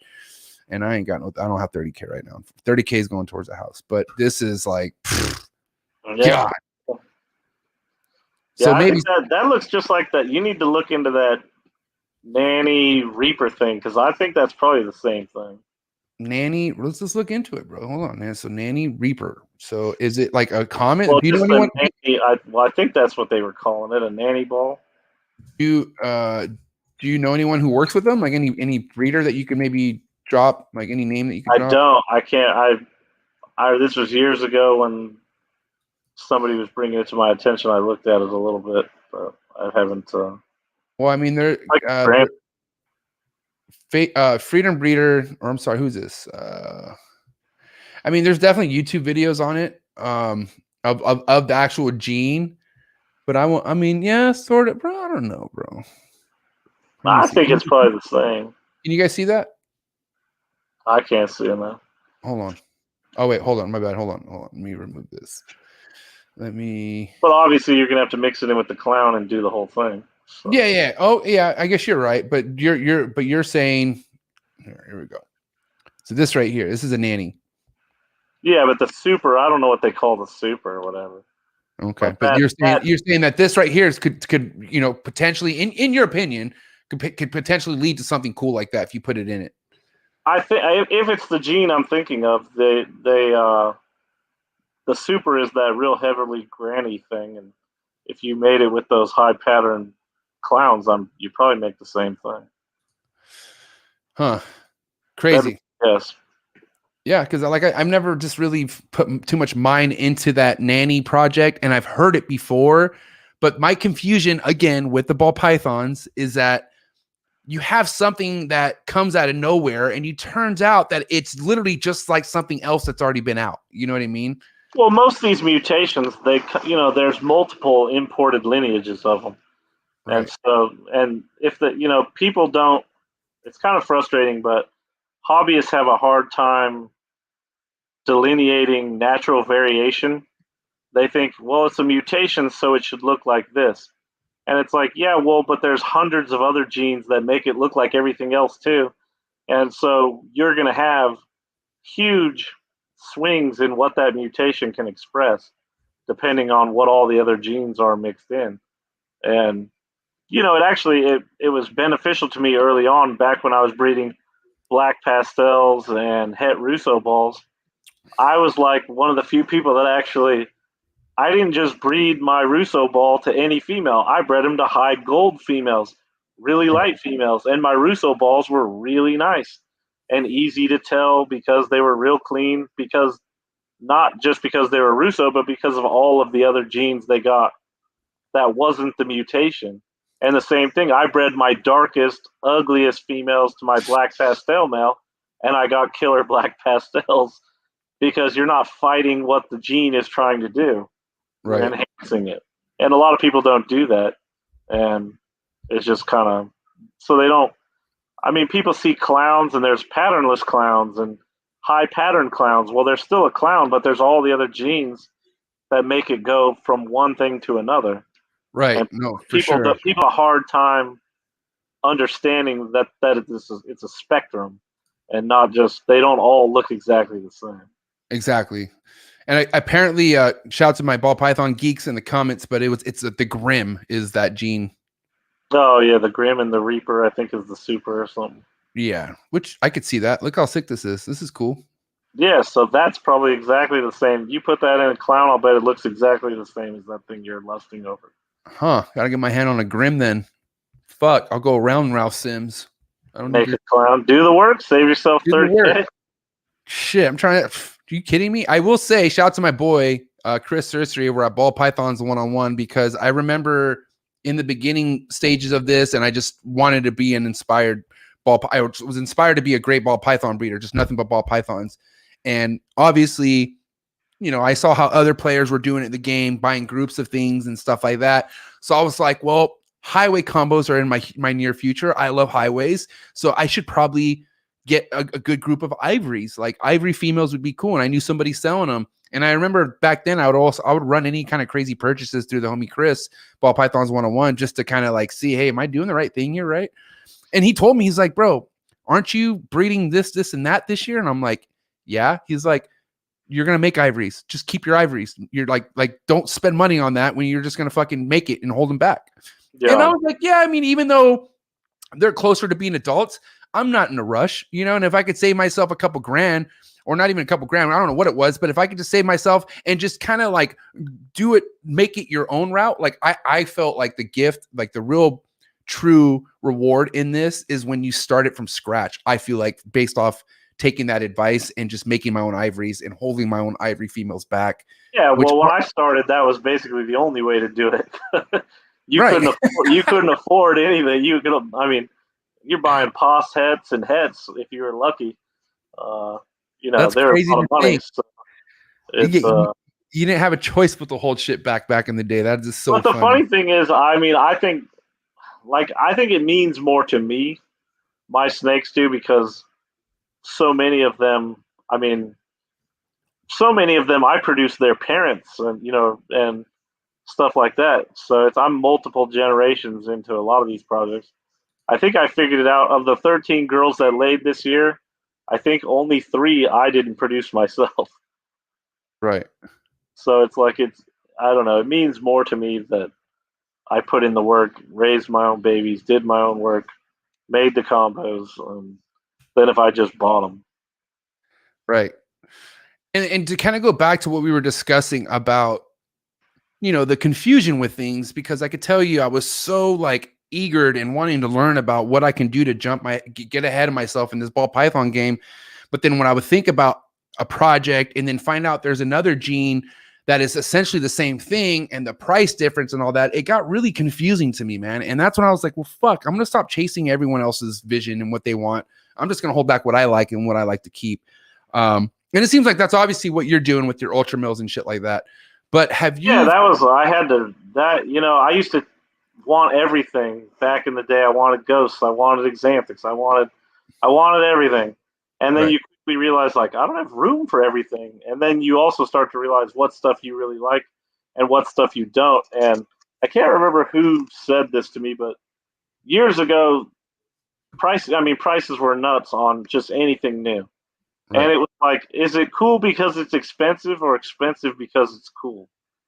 And when you finally look at stuff, you were like, why was a cinnamon ball ever more money than a pied? You know what I mean? Like, why was... And so when you start putting things in perspective, and then you realize what stuff... I personally keep my snakes a long time, typically. And so I realized early on that I want to keep snakes that look good for their entire life. Because let's face it, they only look like babies for, a year. So I decided to do lavender and ultramel stuff, and that's about, for the most part, that's it. Now it's kind of comical to me because I will see arguments sometimes, not all, sometimes, shit, all the time, about what gene is what. Like, you have some people that say some genes are the same as this one, and then you have other ones that stand and say, no, they're not the fucking same thing. They're different, right? One of them being ultramil and monarch. Have you ever heard of monarch at all? Have you ever fucked with monarch? Oh yeah. Tell me about it. I honestly believe that it's an ultramil. I believe it's actually Ernie Wagner's lineage of ultramils. And there's a reason why I believe this. And it basically goes back to, you would have to know the history of ultramels and caramels all the way back in the very beginning. I guess we can talk about it. Right. Yeah, let's do it. So long story short, Ernie Wagner had a snake back in the 90s that was actually the snake that the name caramel was used to describe. Right. He named, they started calling it a caramel. And so then other people imported snakes later that looked similar, and so they started calling them caramels. And it turned out Ernie Wagner's snake was actually an ultramel. So the very first caramel, the snake that was named caramel, was actually an ultramel. But Ernie's snake died. He made heads, but died before ever breeding back to his daughters. And some of those female heads went to the Bells, I believe, if memory serves me. And the Bells bred them to their caramel. And of course, what happened? They didn't get any visual babies because they weren't the same thing. Right.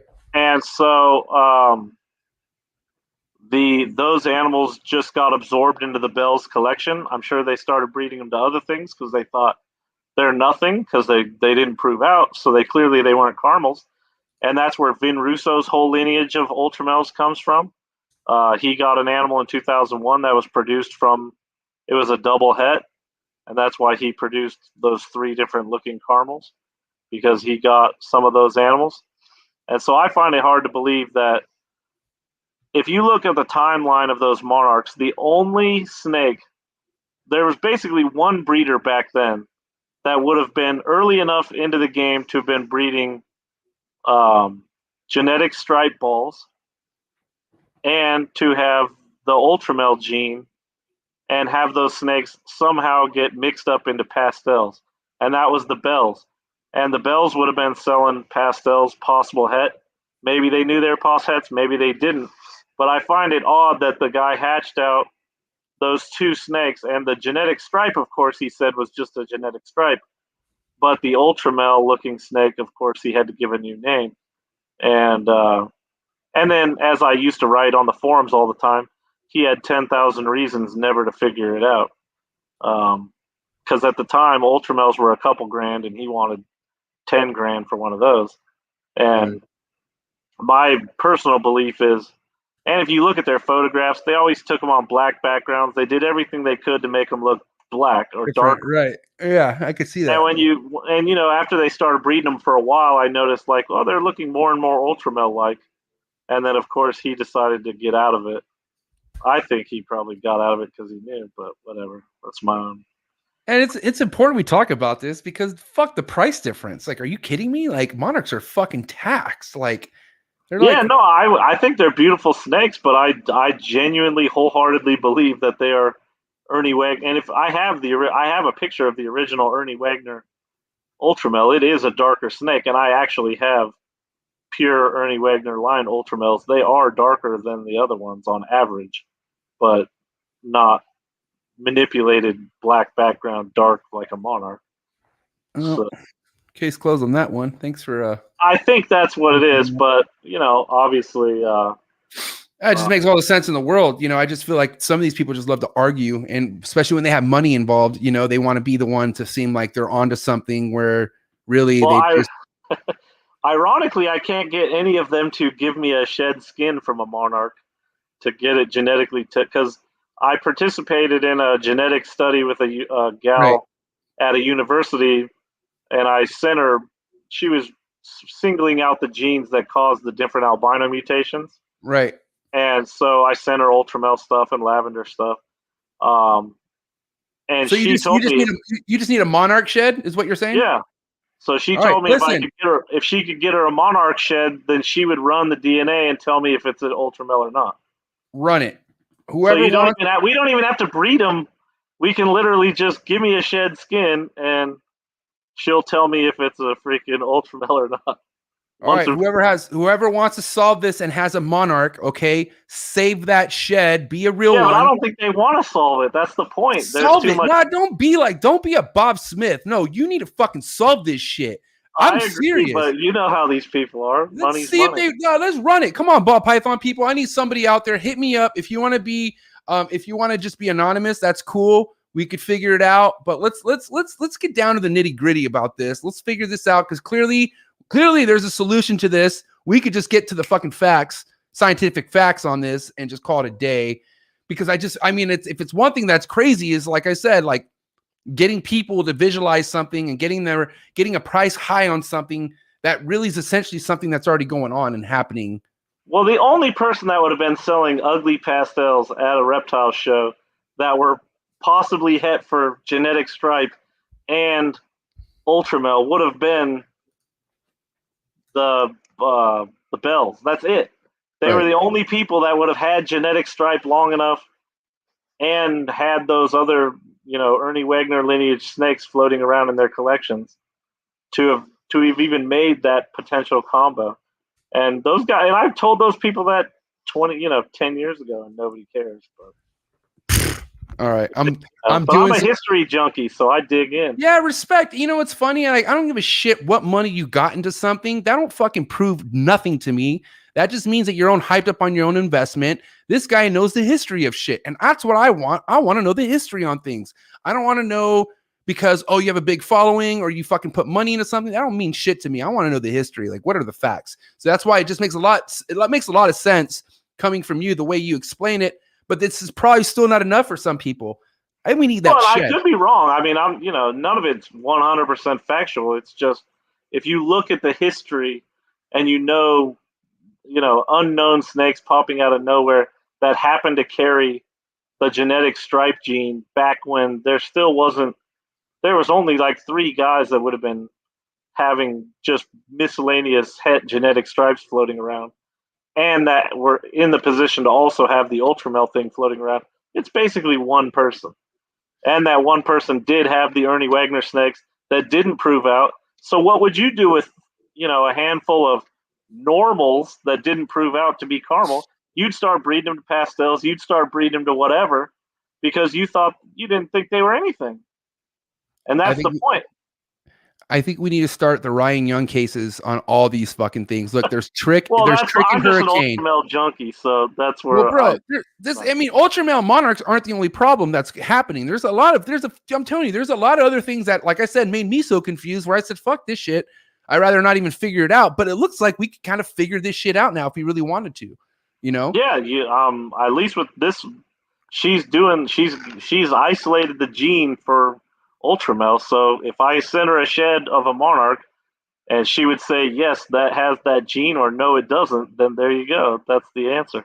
We don't even need to breed them, but it has to be a visual. It can't be a het. It's got to be a visual. I will say, man, this is awesome. You got. I've approached like 3 people with monarchs, and none of them have hit me back because I think they know what I'm fixing to do. I gotta say, man, I was kind of at first. I'm like, man, we're an hour and 40 minutes in, and I'm not confident on who I'm gonna give a celebrity appearance award to. Like, I don't see any of my real OGs in here. But then, right when I think that, shout out to Casey Lazick for being in the building. This guy right here. Hey, that's the best. Yeah, look, he agrees with what you're saying with the ultramel gene, and Casey's obviously somebody who knows his history just as well as Ryan. They go back, which I respect. Thanks for being here, Casey. Casey has helped form that opinion because he gave me some of the information that was, with the Bells and Ernie Wagner. He knows Ernie much better than I do. So right, there you go. That makes a lot of sense. That's my man there. Love that guy. And your homies are everything. You know what I mean? You got a homie like that, you're in a good place. Respect. This hobby is I can't thank it enough. Obviously I make a living doing this, but then on top of that, all of my closest friends in life are from this hobby. So it's pretty amazing I've met some amazing people. You get past, there's obviously douchebags along the way, but overall, if you're open-minded, you'll meet some amazing people that can be your lifelong friends. And that guy is one of them for me. So. Yep. And you're not even joking when you say that. I feel like I'm really blessed to know the people I already know.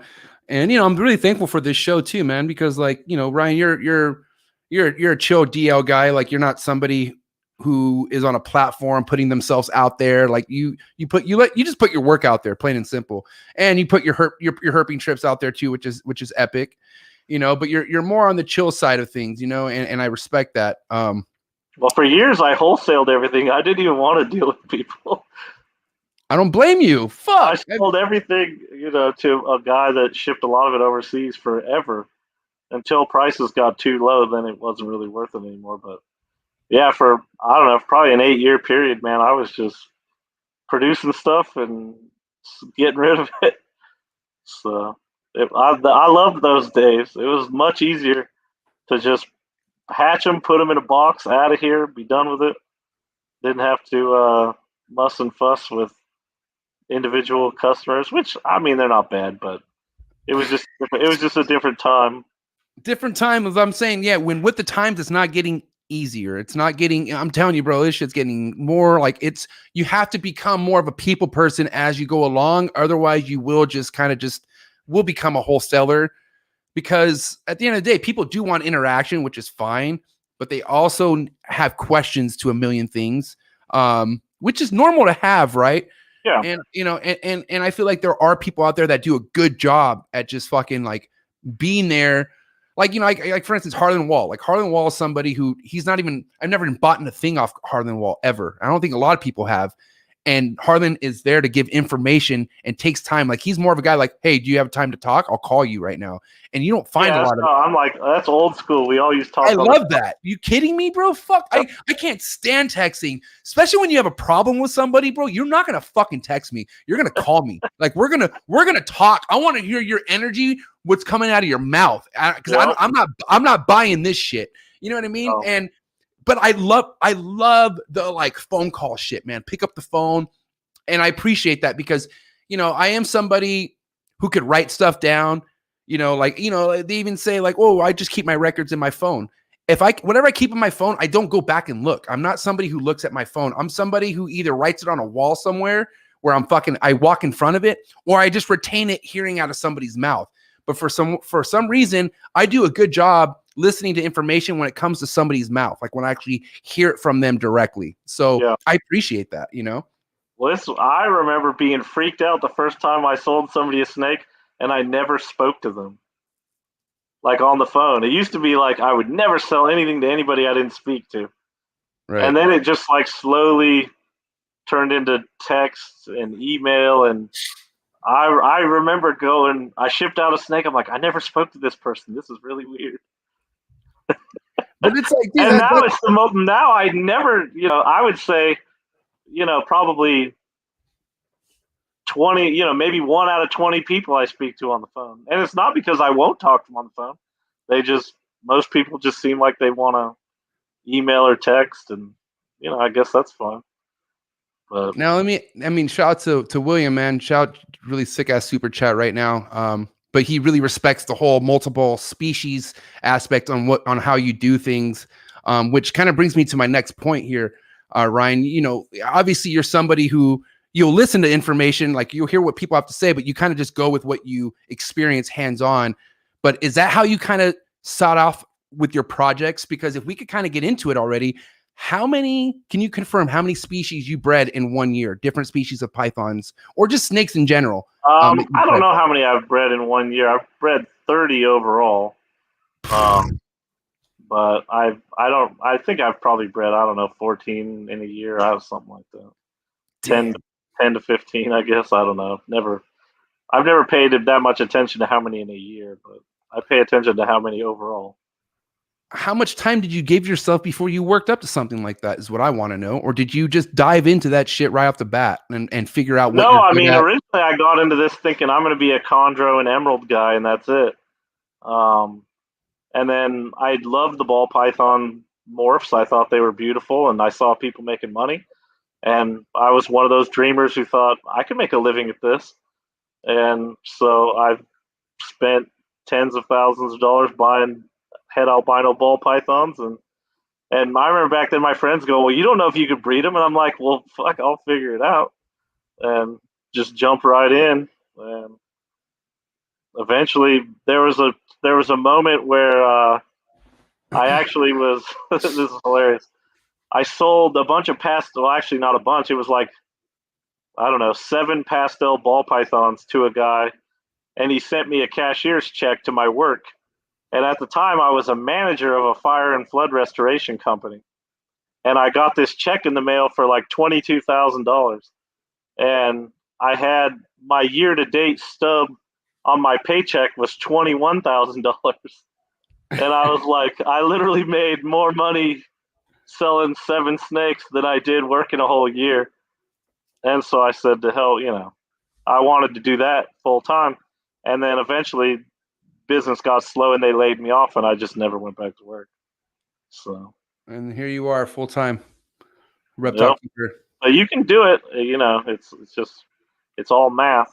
Keep your overhead low and produce good stuff. And everybody can do it if they want to.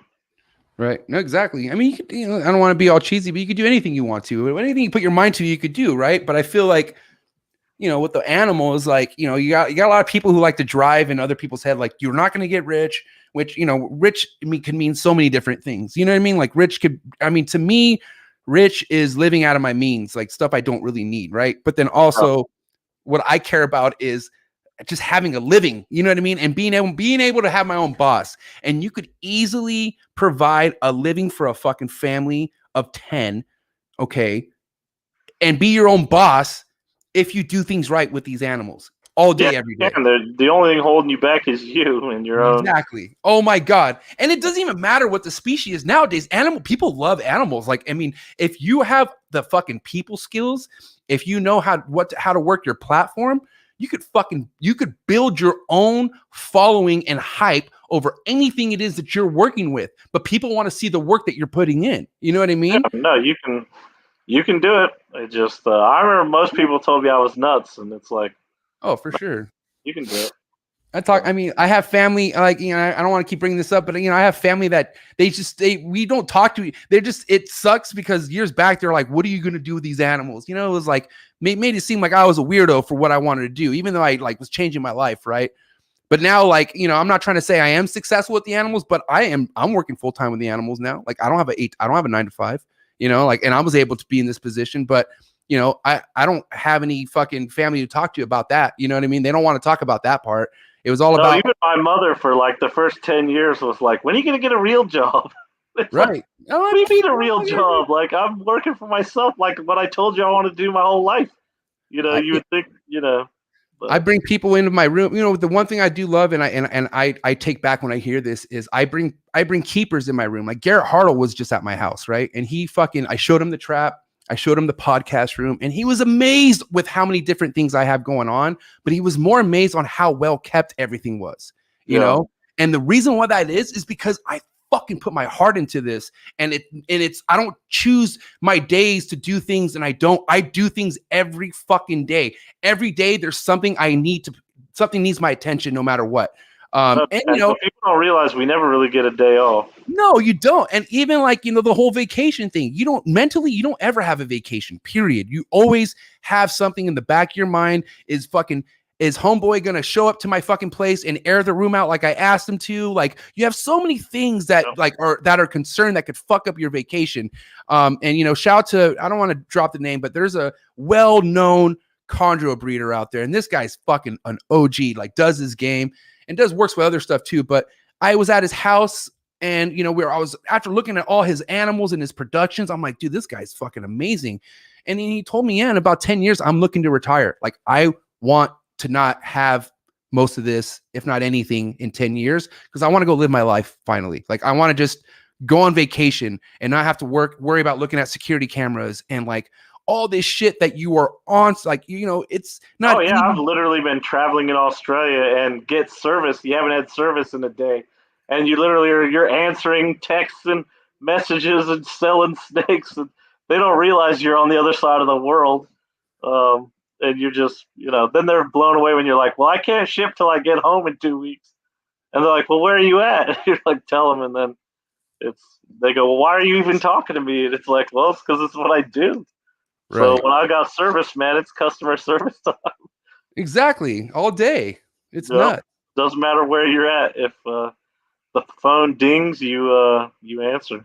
Yeah. And you know, but there does come up a time and point where fucking you just got to put that phone down. And I'm oh yeah.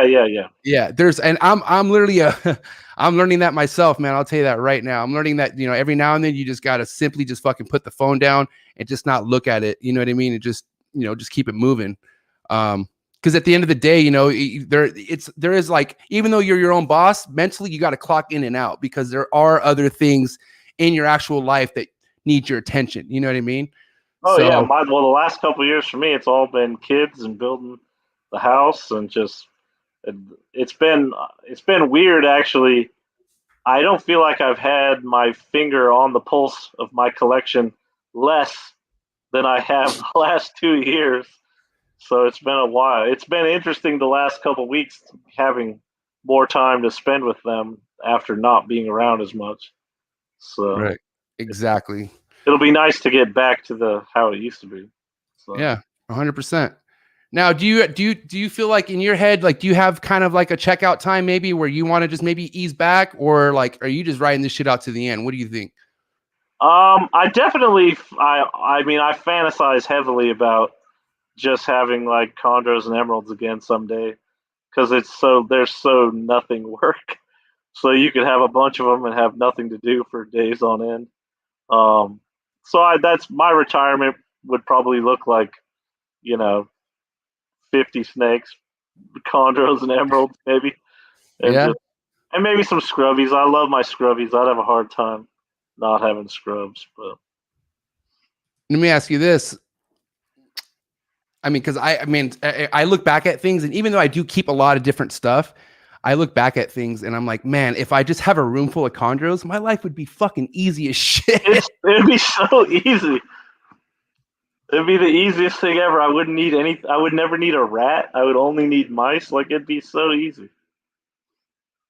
Exactly. And honestly, it's, I mean, dude, when you walk into a room full of fucking emeralds or chondros, man, it's a good feeling. You know what I mean? Like, because you just see everything. It's just, I don't know. Yeah, I think it smacks they different. present themselves well, so it's nice. Damn, you got another celebrity in the building. Shout out to Marshall Mendez. What up, Marshall? Hey, there you go. Oh, he wants to be like me, huh? Oh, that's funny. No, Dude, it's Marshall we want to be like. No shit. Marshall, congratulations on your basin litter that he just had. Doesn't have a confirmed count, but it looks like it's in double digits. So congrats, man. I mean, fuck. Whoever doesn't shoot. Marshall's good people. You know. Have you ever, let me ask you this. We didn't talk about after you got your hands on Rico's basin back in that trade. What'd you ever do with the basin? Did you ever work with them? Did you ever get a project going? Yeah, I've bred basins. Nice. And how long ago was this? How far back was that? Oh man, it was probably 8 years, 8 years ago or something. 6 years ago, I don't know. I have to look at my pictures. Okay. I actually have a lot of corrales. I didn't realize it till the other day, but I have quite a few tree boas. Yeah. But just to clear the record here, you don't breed basins anymore. Like that's not a part of your game plan. I have an adult pair that I produced. The male, when I put him in a cage from his little tub, I had this screen top that was this like triangular metal, and he just rubbed his face like practically off. And he's still alive, but he doesn't act very normal, and he has shown no interest in breeding. So I'm probably going to send the female to a friend of mine. And then I've got a group of babies, or I guess they're 2 years old, that I'm raising up. So, damn, okay, that's what's up. Now, I don't want to skip these two snakes because obviously it was definitely high on my list. So we'll end with my favorite, but I want to get into the scrub pythons because you do produce some scrub pythons, which is, I mean, fuck. Shout out to Stephen Cush, but you got some success on your hands with some of these scrub clutches as well. And for how many years now? How many years have you been producing scrubs? Well, I bred Nada back in like 04, I think, the tannin bars. But then I didn't have any scrubs for a long time, and then I got back into them, and I started keeping the Wamena Jaya types with a little more mellow than the rest of them, and so I've bred them twice now. Okay. Now the Wamenas, I mean, is that a choice locality, or do you want to maybe work with Barnecks at some point, or any other kind of? I've got a pair of Barnecks, a pair of Southerns, a pair of Halmas. Let's talk about your Halmaheras. How big are they? My male's an adult and the female's small. Okay, so your males, and are they pretty chill? Because mine are really docile, man. Like I love mine. They're not terrible. They're I mean, I really don't mess with them that much. So, right. The male was he's an adult wild caught, and he was kind of a challenge to get going. He wanted to eat birds for a while, but now he's How long have you shit, my mind just went somewhere right now. Oh, damn it. Oh man. It was a scrub thing and my mind just went somewhere like the other way. No worries. But anyways, Fuck. How long have I had them? No, god damn it, the barn. No, now I'm just gonna dig myself a hole. I know you've been working with the scrubs. Anyways, bro, no, I'm gonna dig myself a hole. I'm out. It's Anyway. all right. We're good. I'm building some. I got to put my scrubs into some cages so I can actually breed them. So that's what I've been. Those cages that I posted that I was building were for my southern, my barn egg, stuff like that. We have Oppadors. So shout out to this person. Here we go. Oppador. Yeah. You have Oppadors. How many do you have? I have a male and 2 females. A male and 2 females. Perfect. How big are they? They're all. Well, I have an adult pair and then an almost adult female. Okay. And you've never paired any Oppadors in your time, or have you? And I've paired them, but I have not produced anything. And you've gone through the same horrific. Has that whole female eating the male thing happened to you yet, or has that ever happened? No. No, they liked each other. Oh, chill. Perfect. And you just never had any success breeding them? No, I thought I was going to get eggs, but she got huge follicles and reabsorbed. Damn, but you're almost there. While I was in Texas, she should have ovulated, but she didn't. And when I came back, she wanted to eat, so that was it. Roughly, how similar are they in size? Like, are they pretty much around the same size, you think, or? They're probably the same length, but she's bigger than him, like bulk-wise. Okay. Damn, beautiful. And the female's been how long in your care? How long have you had that female for? 8 months. 8 months? Yeah. Oh, you bastard! So you just fucking okay? So I had the male, and a guy in Seattle had 2 females, and nice. So they came over here, and then I tried to breed. I got them in this last summer. I guess it's been a year now. I got them last summer about this time, and then I tried pairing them up. They bred like crazy, but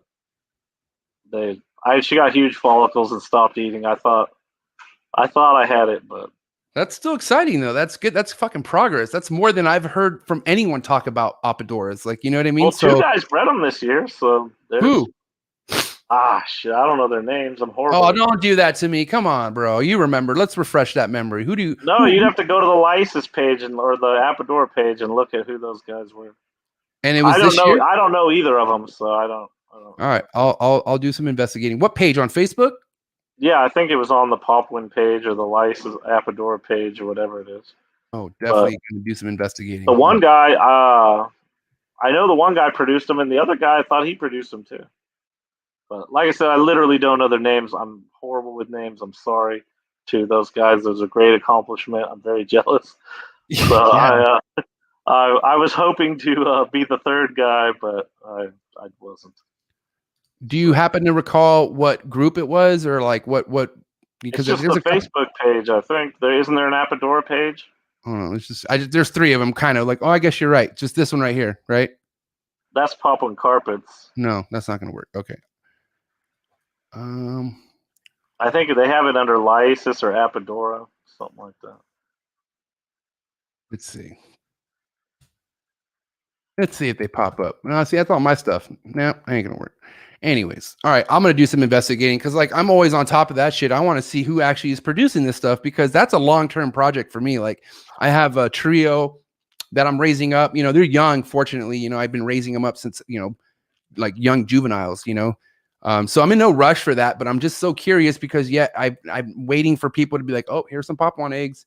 And my male's just a big ratty net, you know, wild caught beat up snake. And but he liked the lady. So they got along great, but man, well, she did bite him the first time I put him together, but she didn't bite him to eat him, she just thought I was feeding her, and then once she realized it wasn't a rat, then she was totally fine. Yeah, I've actually, dude, man, I've talked about this before, but I've had I've had chondro. I paired accidentally 2 females together and they almost killed each other. It was like a fucking Royal Rumble. Like, I literally had to rip them apart. Wow. But then I've actually had a big ass female attack my male just because they thought it was food, you know, like it was a shadow. Yeah, no, that's a very, very common thing. Fuck, you just, dude, you just want to be there for that, you know, like I thought, like, dude, I didn't turn any lights on, like nothing. I didn't like, I'm over here when it happened.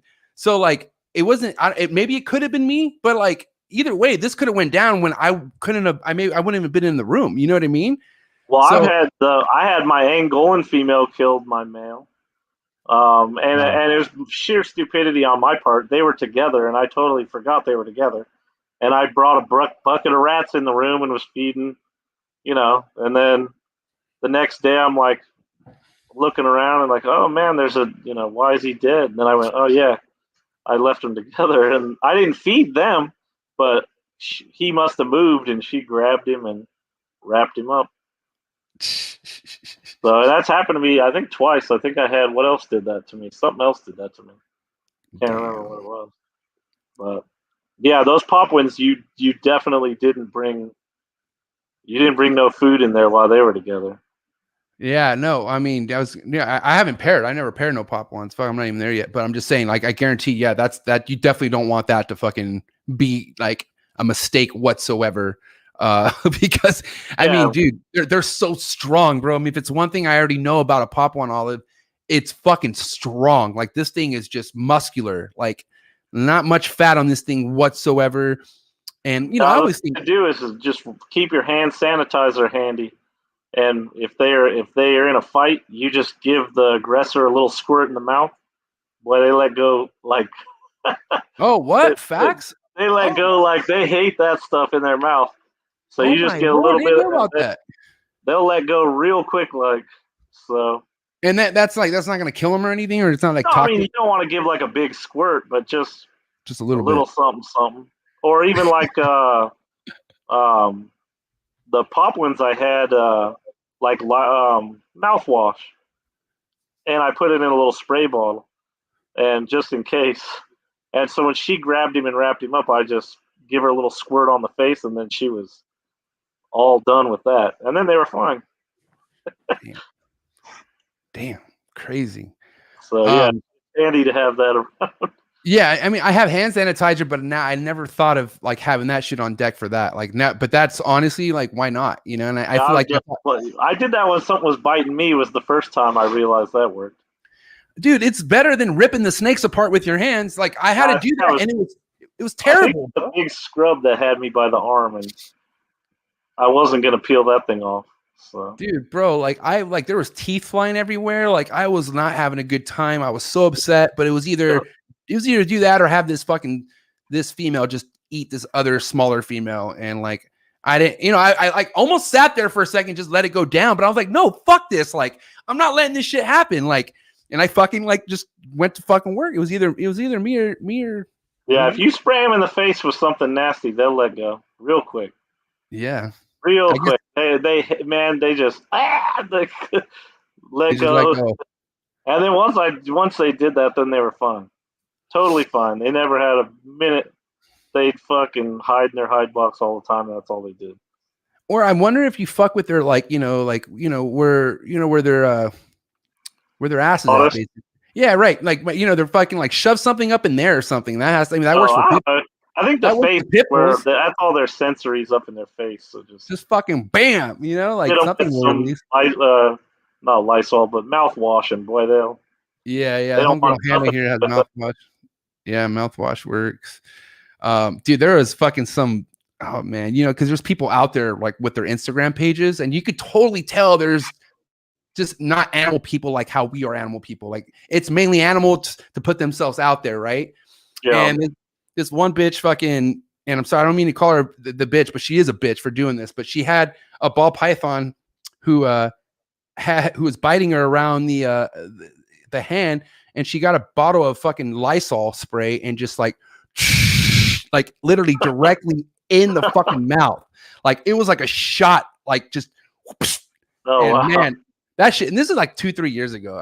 But I remember seeing this, like, bro, I was like, the audacity of this bitch. She had like 30,000 followers too, and that's when I was like, bro, this whole following thing is not what it's just not. It's not it for me, bro. And I had somebody, I can't remember who it was. Somebody contacted me and wanted a black white lip, and I was just supposed to give it to them so that they wanted me to ship it to them, and they would do an unboxing video, and give me a plug apparently. and then they got to keep the snake for their effort. And I was like, no freaking way. I was like, this is crazy. Right. But yeah, man, it's just man, it's if it's one thing that you're not missing out on, and when I say missing out, like you being so involved in the whole social media thing side of things, is how you really come across people who have some really beautiful animals just doing the most stupidest things with them, like, you know, like just like the god awful, most ridiculous things with these animals, just to bring that attention to them, you know. And what's crazy is a lot of their followers. Go ahead. It's gotten pretty sad, the clickbait and trying to just get people to, I guess, look at what they're doing. It's unfortunate, but I guess it's part of the hobby now. It is, you know, and but if it's one thing I commend is, like, you know, the one sticking around, leading by example, because there are people out there who are just doing shit right, obviously, because we wouldn't be so far with the animals if we didn't have people doing it the right way, because, you know, that's what it is. But, you know, I don't know. Hopefully, the reason why I do this podcast is because I know there is a lot of new people out there. Like, a lot of new keepers come and watch this podcast a lot. And I do get a lot of fucking feedback all the time of people like, dude, I'm so glad I learned this. And even people who've been in this for a while, who actually are fucking respectful enough to come tell me, like, yo, I never knew about this until you brought this guy on. You know, that's the kind of like shit that people need to start learning. Because at the end of the day, Ryan, it just comes down to lack of knowledge. People get their hands on an animal and just don't know. Like, they just don't fucking know. They just like, hey, Well, I got none of us know everything. We're always learning. I mean, I honestly, I think the most interesting part of this whole hobby for me is learning new stuff. Like, people would probably be surprised to know how much turtle stuff I know and how much other animal, because I just genuinely enjoy researching animals, and I get bored. If I don't have something new to learn, I just get bored, and I want the challenge of the next thing. Something I don't know, do something different. That's what keeps me going. Yeah, that's what makes you the keeper that you are. You want the challenge. You know, Ryan's not here for the lay down shit. You know, like, you obviously, if that was the case, if that was the case, you'd have 200 ball python clutches every year. You know what I mean? That's too much work. Listen, as much crap as it is a lot of work, bro. It's heavy. Oh, I know, but the guys that have a lot of ball pythons, they get a lot of crap. But I tell you what, that's no joke. If you produce thousands of ball pythons and you keep thousands of ball pythons, that's some work. I mean, especially when you're doing it consistently, bro. Like, and I will say, man, there's a handful of people who are running the game who lead by example and just show, like, yeah, you could have you could have dreams of wanting to produce 200-300 clutches, but are you really willing to fucking put in that work and that grind that it takes? Like, you literally need a team at that point. And if not, you're going to crash. Yeah, no, I think I figured it out the other day. I've produced over 200 ball python clutches, but that's over, 20 years. And there's guys that do that every year. And I'm just like, that's insane. I mean, I don't know how I couldn't do it. I mean, even there's some of my friends have a lot more snakes than me. And I don't know how they do it. I guess I'm less motivated to to have that many babies, but I want a reasonable number. Not I still, like you said, I'm trying to do work-life balance and not have too many. Keep the animals reasonable enough to make a living, and I guess I could make more money producing more stuff. But I produce enough babies that keeps me busy enough. That's what I'm saying. You're not like you're not a pig about it. You know what I mean? I feel like a lot of people, become the pig and they don't fly straight. You know what I mean? Like, Scarface is one of my favorite movies because that's saying, you know what I mean? Like, once you become a pig and you're so greedy, you don't fly straight anymore. It's not about just being level. It's about being greedy as fuck and just getting fatter and fatter and fatter and fatter, which at the end of the day, fuck, good luck. That's what you want. I mean, to each their own, it is what it is. Yep. No, it's been an amazing ride. I can't. So how many years are we in the books? Can we say this is your what year breeding snakes in general? How long are we looking at now? I think it was 2001. I think is when I produced my first. So 20 plus years, bro. Yeah, right about 20 years. And I stopped working in October of '04. So Damn. it went pretty quick. I'm telling you right now, man, you're definitely one of the most humble people I've had on the show for sure. And not only that, just like in general, like just talking to you and stuff like that. Because, you know, if it's one thing and not to, you know, I'm going to use ball python people as an example because it's the biggest community, right? Yeah. But you just have some people who've had some success. When I say success, they've made a little money off their clutches, who really feel like they're fucking goddamn all high, like just king of the reptiles now. You know what I mean? Like I'm fucking running shit. And it's just not like that. Like your investment went well. That's good. But where's the longevity in things? And that's where that's where everything kind of proves itself out, because time does prove itself all the time. Like, you know, time will always prove itself out all the time. Yeah. Well, I guess lucky for me, I had two mentors that kept me very humble. And my one of them was Darby Cunningham, a wholesaler I used to sell a lot of stuff to. And he used to tell me, he goes, you know, we might think we're the greatest people on earth, but to the rest of the world, we're just a bunch of freaks. And so don't forget that. And Yeah. so, and then the first time I hung out with David Tracy Barker, I was hanging out with Tracy for a while, and Dave got home, and I got all kind of excited, you know, and she's like, look, we're just normal people. You know, at the end of the day, we're just normal people. And, you know, It's the animals and doing so all the fucking work. I had some good examples of just Yeah. keep things in perspective. So. And, you know, like I said, man, I give it to this podcast because all these perspectives that I gain are from people who have been doing this for a long time and only sharing their perspective based off someone else's perspective that they saw and was like, fuck, that's it. You know what I mean? Because at the end of the day, like it's nice to get recognized for your achievements. I'm just like everybody else. I got a decent ego. I can, but I can pat myself on the back hard enough. I don't need it as much from other people as I do. And the reality is, like, there's basically three people in the world that their opinion matters to me, and that's my wife and my two kids. And the rest of this stuff it's nice to get recognition and appreciation, but the reality is those are the people that matter. And respect. And they don't care that I breed pythons, or if somebody thinks I'm a good yeah. Wait, how old are your kids? They don't care. I'm just their dad, and they just whatever. How old are your kids? 15 and 8. And the 15-year-old's a boy or a girl? They're both girls. Oh, both girls. And the 15-year-old she's just not with it. She's just like, good no, dude. She could care less. And her whole childhood, she spent swinging in a swing, watching the TV in the snake room while I clean cages. God bless her. But she doesn't, she could care less. She doesn't want nothing to do with it. Good. I would never force my shit.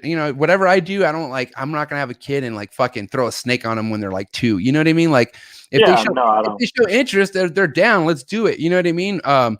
But I'm not gonna force anything, like on a child if they're not. Yeah, no, they like the turtle and the tortoise better than anything else. So yeah. Hey, but there's a lot of time left, man. You never know. I'm telling you. Maybe someday, maybe they'll come around. But like you said, I don't force it on them. If they want to, there'll be something here for them if they want it. If they don't, then somebody else will get it, I guess. Day by day. All right, last species we want to dip into. My favorite, Timor pythons, man. I know Timors is something you're fond of as well. How many Timors do you keep? You just have a pair. Just two. I always say that's my favorite, my least favorite snake. I think they're one of the most beautiful pythons to look at, but I don't love maintaining them, if that makes any sense. They're easy, bro. Like, maybe they're not terrible, but I just, sometimes I've got the ones I have now are pretty good. Some of the ones I had years ago would just pee and poo on you every time you'd even look at them, and it was just, it just got old. Yeah, I could definitely see how like dealing with that every time you have to handle it sucks, because there were some times where I had to grow that out of the Timors I have, but at the end of the day, a Timor will just do that too. Like, it's just like I don't care how chill it is, because I always brag about how chill my Timors are, but there's like a certain cutoff time where it's like, all right, motherfucker, let me go. Well, you know what I mean? Like, I always say, is there such a thing as a clean Timor cage? I'm not sure. no, I 'Cause don't think know. when you're putting them back, they decide to Yeah, do their own artwork. So bro. it's just they're the snake I love to hate the most. I think because I think I genuinely like just pure aesthetics. They're such an interesting and beautiful looking snake, but like I said, I don't. They're not my favorite snake to keep. So. Yeah, it's definitely a select species. Like it's something you got to really enjoy. But I do. I mean, I with. do like the pair I have now. I really, they're not. They don't give me much trouble, but they. Hopefully, they'll breed one of these days. So. And you you haven't been working with them for too long now, right? I think they're 8 or something like that. They're fairly Oh, old. shit, they're up there. So how big are they? The female's pretty good size. I would guess she's probably maybe 7 feet, and the Okay. male.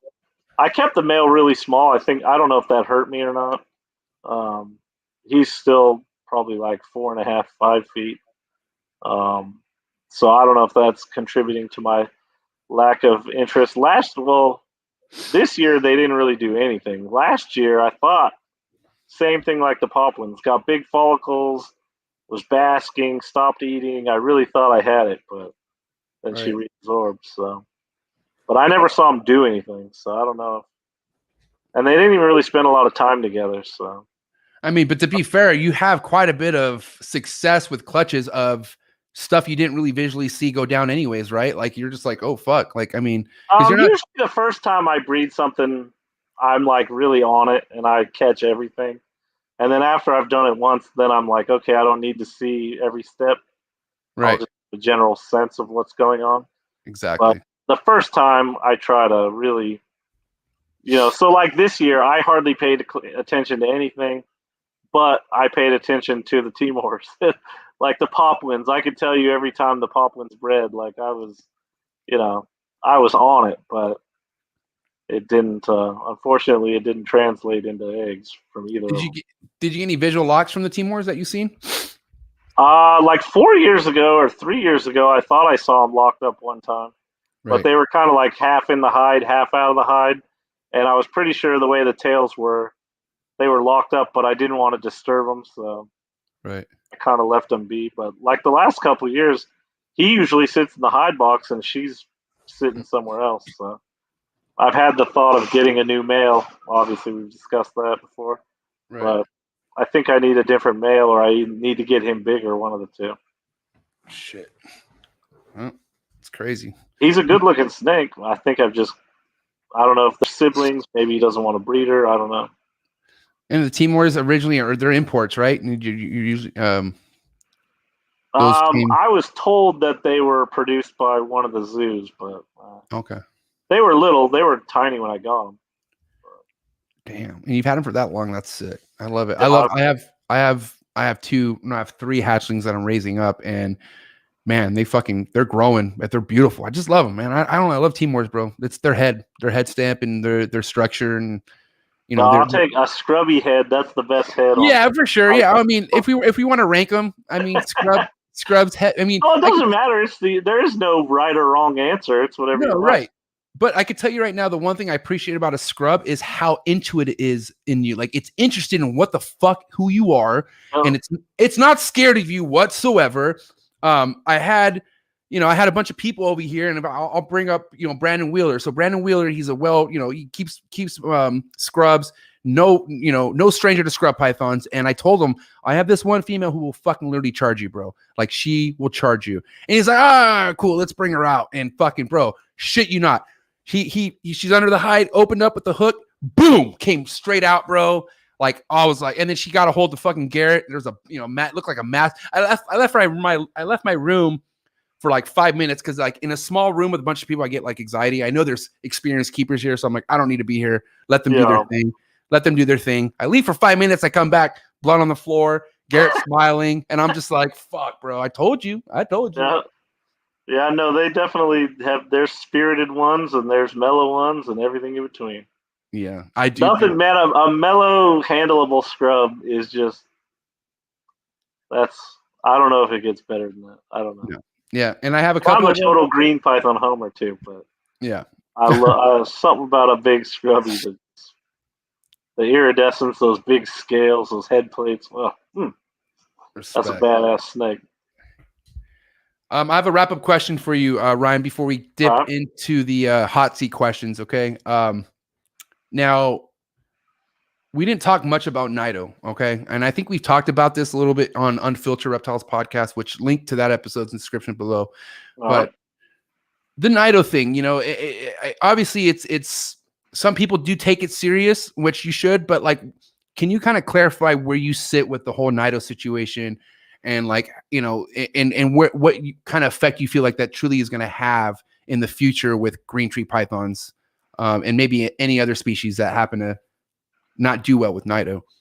Well, first of all, the reality is probably everything has Nido, including us humans have multiple species of nidovirus.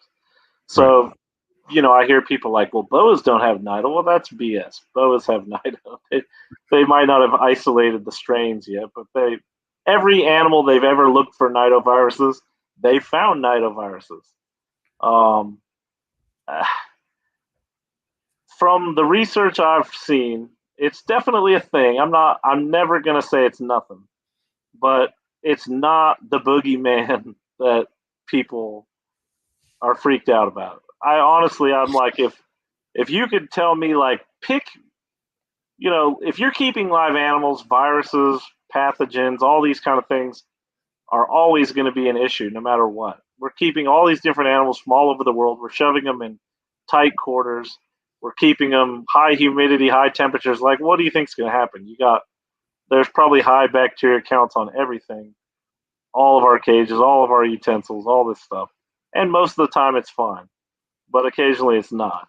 But back to the other thing. If you were to say, like, you could pick your virus, and you can choose between like sunshine virus and paramyxovirus and nidovirus. Like, well, you bet your ass I'd be picking nidovirus every time because from the research, it sure seems like you could actually, if you isolate your babies from your adults, you could have nido positive adults that breed just fine, act just fine, and in essence are completely fine.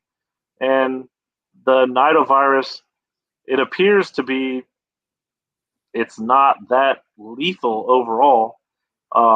There's some big questions that I have that I've never gotten an answer to, and that is the nidovirus that becomes pathogenic, that starts killing everything.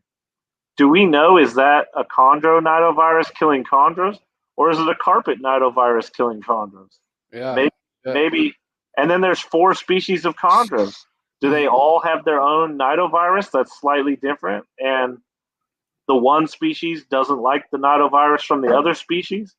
There's a million things that we don't know, and until we know these things, and we'll probably never know these things because there's never going to be the money put forward to figure it out. But Right.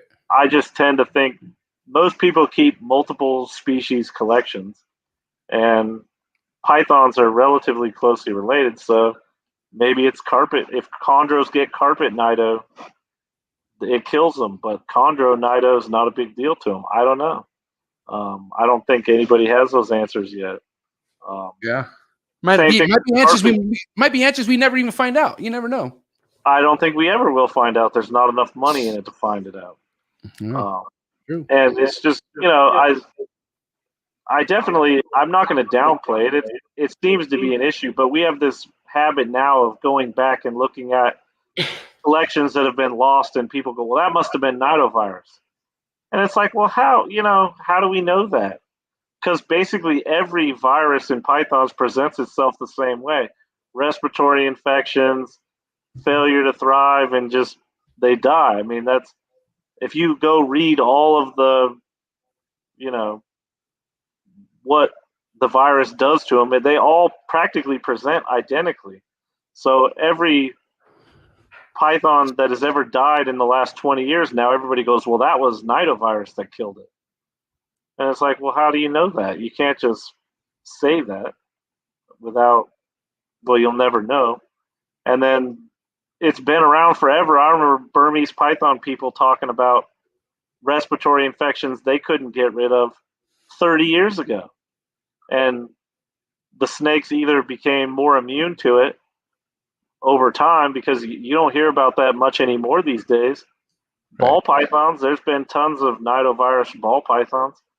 And I knew people that had issues that we assume is nidovirus because, again, we're just going back and attributing problems to a thing that we now have a name for.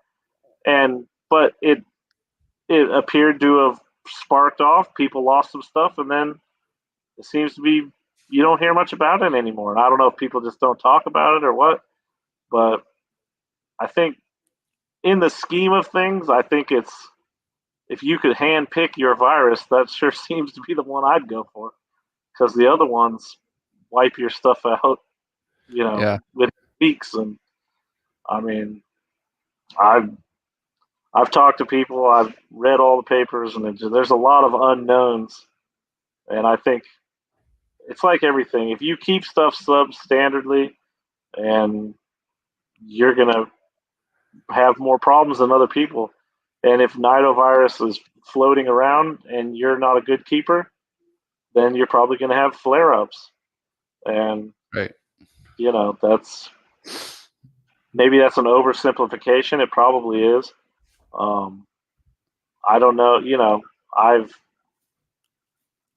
It's so hard to answer those questions. I've had people that want me to nidovirus test my babies and stuff, and I'm like, well, did you nidovirus test your whole collection? And they're like, no. And I go, well, so if I send you a nido-free snake and then you give it nido at your house, but you tell the whole world you got nido from me, like, how is that? You have to prove you don't have it before I have to prove I don't have it. It doesn't. It's kind of an unfair. And I've sold people snakes that got tested and they've all been fine so far. Yeah. I mean, and that's good. But I just feel like you can never be too careful nowadays. Because I'll make an example. I'm not going to say any names, but I had somebody in my Patreon page, and I take care of my Patreon members. I look out for them just how like anyone who's looked out for me in this game looked out for me. I give them that same respect, okay? Because we're family, right? But apparently he inquired adult, I forget, Arus or something like that, but it was an adult pair, super stoked, right? And I didn't want to shit on his parade, but I wanted, like, did he nido test them? Like, did he, and he's like, well, I just, I talked to so-and-so and he assured me that they should be fine. And I'm like, well, that's cool. I was like, if you really just want to just take that risk, but I was like, if this guy has no issue with it and they're adults, he should have no problem testing these snakes for you. Like, he should test them for you. And the guy did. He straight up tested them, and I was happy. Those fucking things both came back positive for nido. You know what I mean? So, and that's, it's unfortunate, and maybe the guy really didn't know. And I feel like, hey, man, he fucking maybe had an idea, but then didn't want to rip that Band-Aid off and find out. Because I feel like, come on, why are you getting rid of an adult pair of chondros when you already have a bunch of other stuff? Maybe not a bunch, but there's always a story behind it, right? I always feel like, and maybe there's not. Maybe there's not. But in this time, you got to dig a little deeper. And if the seller's not trying to prove something to you, showing that they're healthy, that there's actually documents showing that there's nothing wrong with these snakes, what else do you want? Yeah, the problem we don't know is that, can they get rid of nido? We don't know those answers yet. There's been snakes they've tested that had been alive for decades that have nido and have never been sick a day in their life. What are you supposed to do with that snake? Right. I mean, exactly. So is nido people have nido rooms. I know people who have like a room just with nido snakes, and they work with nido projects because apparently, the baby, from what I understand, that babies are born without nido. Yep, that's my understanding too. So, I mean, I do respect that there's people out there who just keep them and like say, hey, look, I'm going to isolate them. But like the last thing you're going to do is fucking like, and the thing is, this, I will call him a kid because he's younger, he is younger, he's learning, and he has a lot of other stuff. Like he has scrub investments. Like he has a lot of stuff going on. He just bought some emeralds. You know what I mean?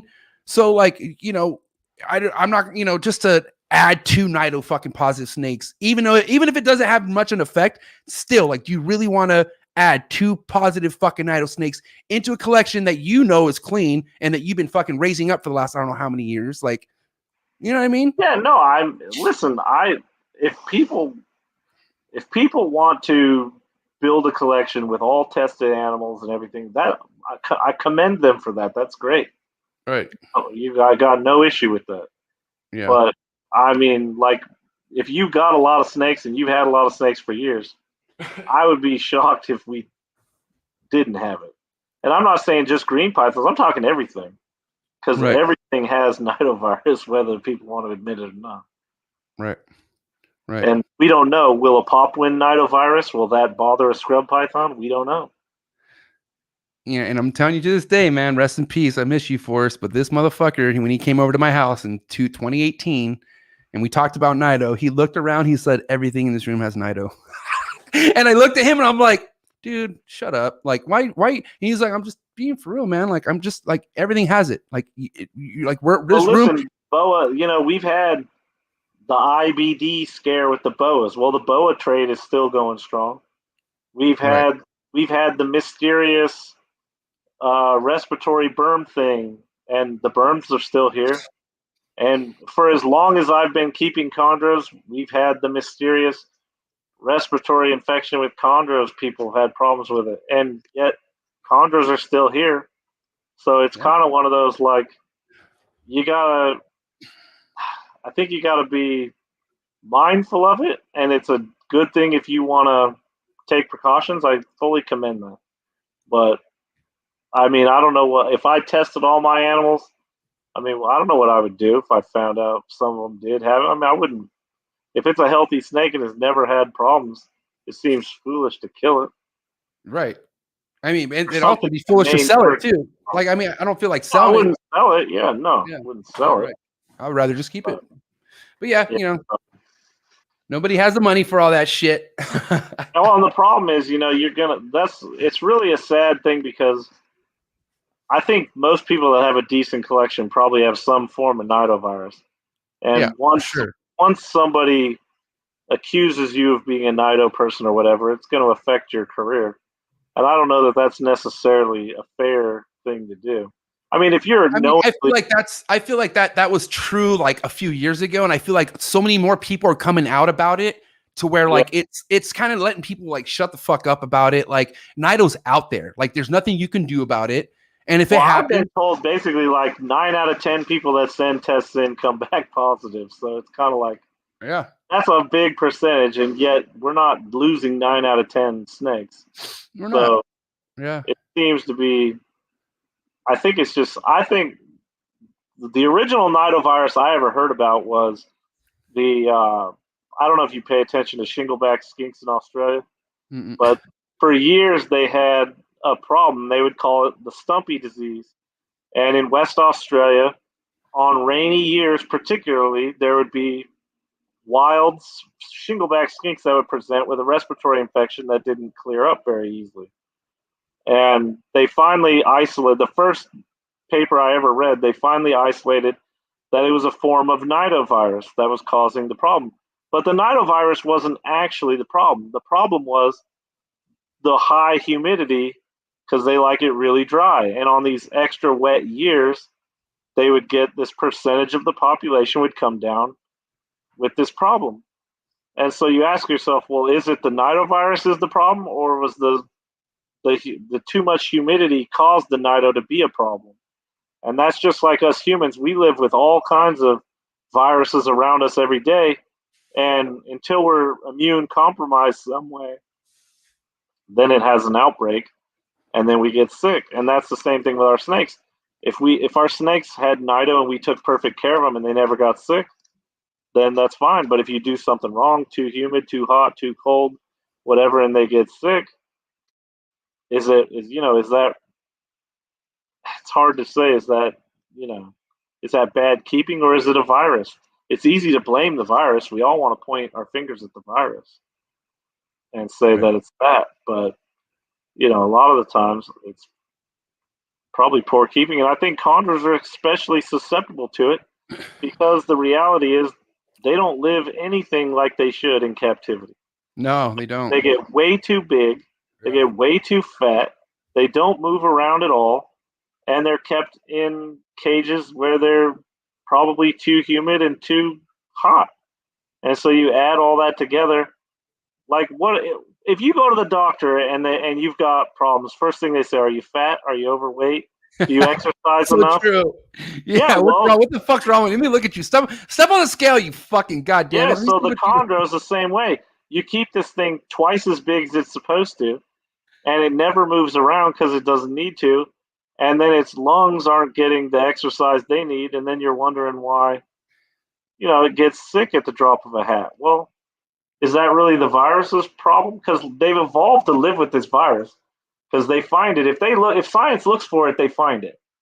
So clearly, these animals have evolved to live with it, and so it's what we're doing that's causing the problem more than the virus itself. Well, there you have it from the man himself. Well, Epic. I mean, that's my opinion, but your opinion matters. That to me. Well, I don't know if it matters more than anybody else's. To me, I'm talking to me. That shit matters, and I guarantee there's a lot of other motherfuckers watching this who are like, "Yeah, this shit matters to me too." I mean, like so I said, I keep my babies separate from my adults, and I basically, if I get a new chondro, it goes with in a different area, and do I would like to think I don't have it, but I've never tested a bunch of stuff, so I don't know. yeah. And I'm not, I take precautions to keep it away from my babies, but that's about all you can do. I wouldn't destroy my adults if I found out they're perfectly healthy, don't present problems, and apparently their offspring don't have it. So it's kind of seems stupid to worry too much about it. Exactly. I'll just keep doing what I'm doing, and I don't get a lot of respiratory infections, and I don't have mysterious chondro deaths. So I don't. I mean, I guess it's not been as big a thing to me as it has other people over the years. But I also don't grow them 5 times bigger than they're supposed to be. I don't bake them with heat panels, and I don't do a lot of things other people do. So it just kind of is what it is, I guess. Facts. It is what it is. Well, fuck, man. This has been an amazing episode. And I got to serve you with hot seat questions though before you leave. I mean, with all due respect, Ryan, everyone has to go through the hot seat questions. Okay. Okay. And I'm not really worried about you going through these, but a lot of people seem like they need to explain their answers, and they don't. I don't need an explanation. Just it's one thing or the other. You know what I mean? Just fucking. The quicker you give me an answer, the quicker this shit's over with. But let's do it. Some people like to dig their holes, and I'm like, dude, just keep going. All right. So here we go. Hot seat questions for the man himself, coming in hot. Let's go, Ryan. Frozen thought or live? Usually pre-killed. God damn it, Ryan. Here we go. It's frozen. Okay, frozen thawed or live? Live. Okay.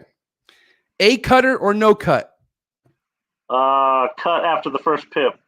Jesus Christ. So you cut? Yeah. Okay.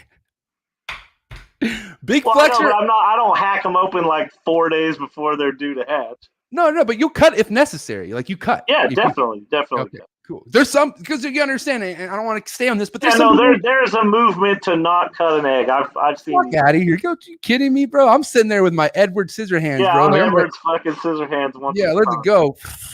All right, big flexor or no flexor?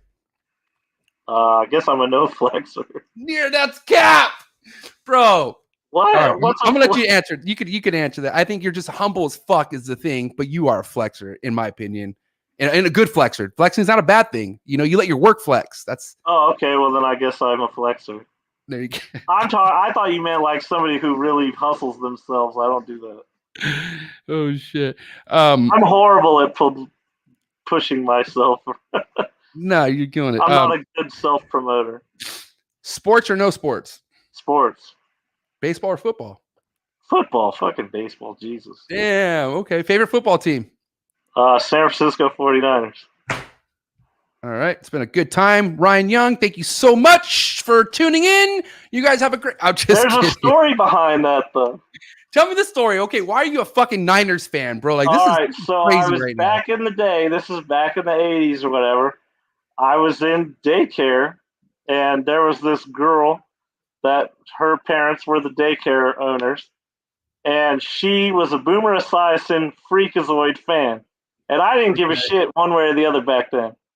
And so just to be an obstinate little prick, I said, I'm a Joe Montana 49ers fan, and we're going to whoop your ass.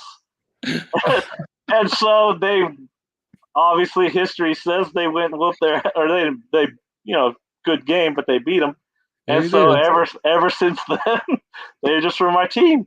There you go. I appreciate a story. Like I much rather hear reasoning other than like, oh, that's just your team. You know what I mean? So respect. Yeah, no, and then because we were like the closest team to me would have been the Seahawks, and through the '80s they really sucked. So right. Okay, moving forward. Van Halen or Sammy Hagar?